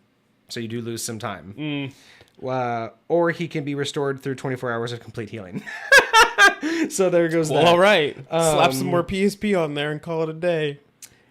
Crit success, you do not need to rest after using this power. And then if you fail, the Psionicist collapses out of exhaustion and must rest for 24 hours. Reduction. This power is the reverse of expansion, so you can shrink any proportion of your body. So you can just basically reduce your body or I think I might have that one as well. And then I think I might have that one as well. I think those are the 3 that I have. Might be. Share strength. The Psionicist can effectively lend his physical strength to another character. The Psionicist sacrifices 2 of his own strength points for every single point the recipient gains. So I give you 4, you get 2. Interesting. If the recipient is killed before the Psionicist gets his strength points back, the Psionicist strength score is permanently reduced. Fuck that. I'm never using that shit. Nope. This transfer remains in effect until the Psionicist stops paying for the devotion's maintenance cost. So why do you need someone to have strength that badly? I don't know, man. Don't do it. Don't do it. Suspend animation. With this power, the Psionicist can play dead, bringing all of their life functions to a halt. Even their psionic powers, ESP won't tell them. Basically, it's feign dead for a psionicist. Nothing. Interesting. You basically appear dead in every possible way, and you can remain here for a number of weeks equal to your power check or less. And when you wish to put yourself to sleep, he first decides when he wants to wake up. So you basically set a timer for how long you're gonna go to sleep. Lightweight. Yeah. So those are all of like the psycho. Metabolism ones, all of the body ones. That's nuts. Like I said, like when we get into the other classes, like when you start to see all of the combos you can start to put together, this class is devastating as fuck. Especially when it's like you put split personality with a couple of the other abilities to like split spells into multiple things. I mean, I've had ones where you can also do dominate, where there's another one where you can dominate and take over someone's mind. So there's theories and thought processes about dominating someone's mind, and then that version of you using split personality. So now that not just that there's 2, there's me, and if I use split personality, there's 2 of me in this body. But if I dominate you and then have that version splits personality, I now have 2 of me in this body and 2 of me in that body. I now have 4 of me on the battlefield in 2 different bodies. So when I dominate. You basically using suppress. This, I can use all my PSP powers in their body. Yeah, you basically dominate them and control their body. But then if you split personality, you basically would give them that body, that personality. Like it's weird, but you basically split personality, and then when you dominate, that personality will take over that body. So now your split personality is in its own body, right, instead of in yours. It was some weird shit, but like. There was so much you can do with this shit, dude. Like, there's so many different ways that you can, like... There's a fucking bug in here. Like, there has been. I've been watching that sucker. He's fucking been thing. Acting fool. But yeah, that's just a little taste. I hope you guys are excited to talk more about psionics, because I am. That will either be next week or the week after, once we decide when we're going to do that. But that is going to definitely be a deeper discussions episode to dive further into psionics. But... that is pretty much the history of all meta psionics, or all meta magic, and a little bit of some insight into some different psionics there. Right. But yeah, meta magic, I think, is... we say this a lot, but I think it's not even underutilized, it's underappreciated. I don't think people really... Again, my argument being that for those players who want to be a more powerful mage...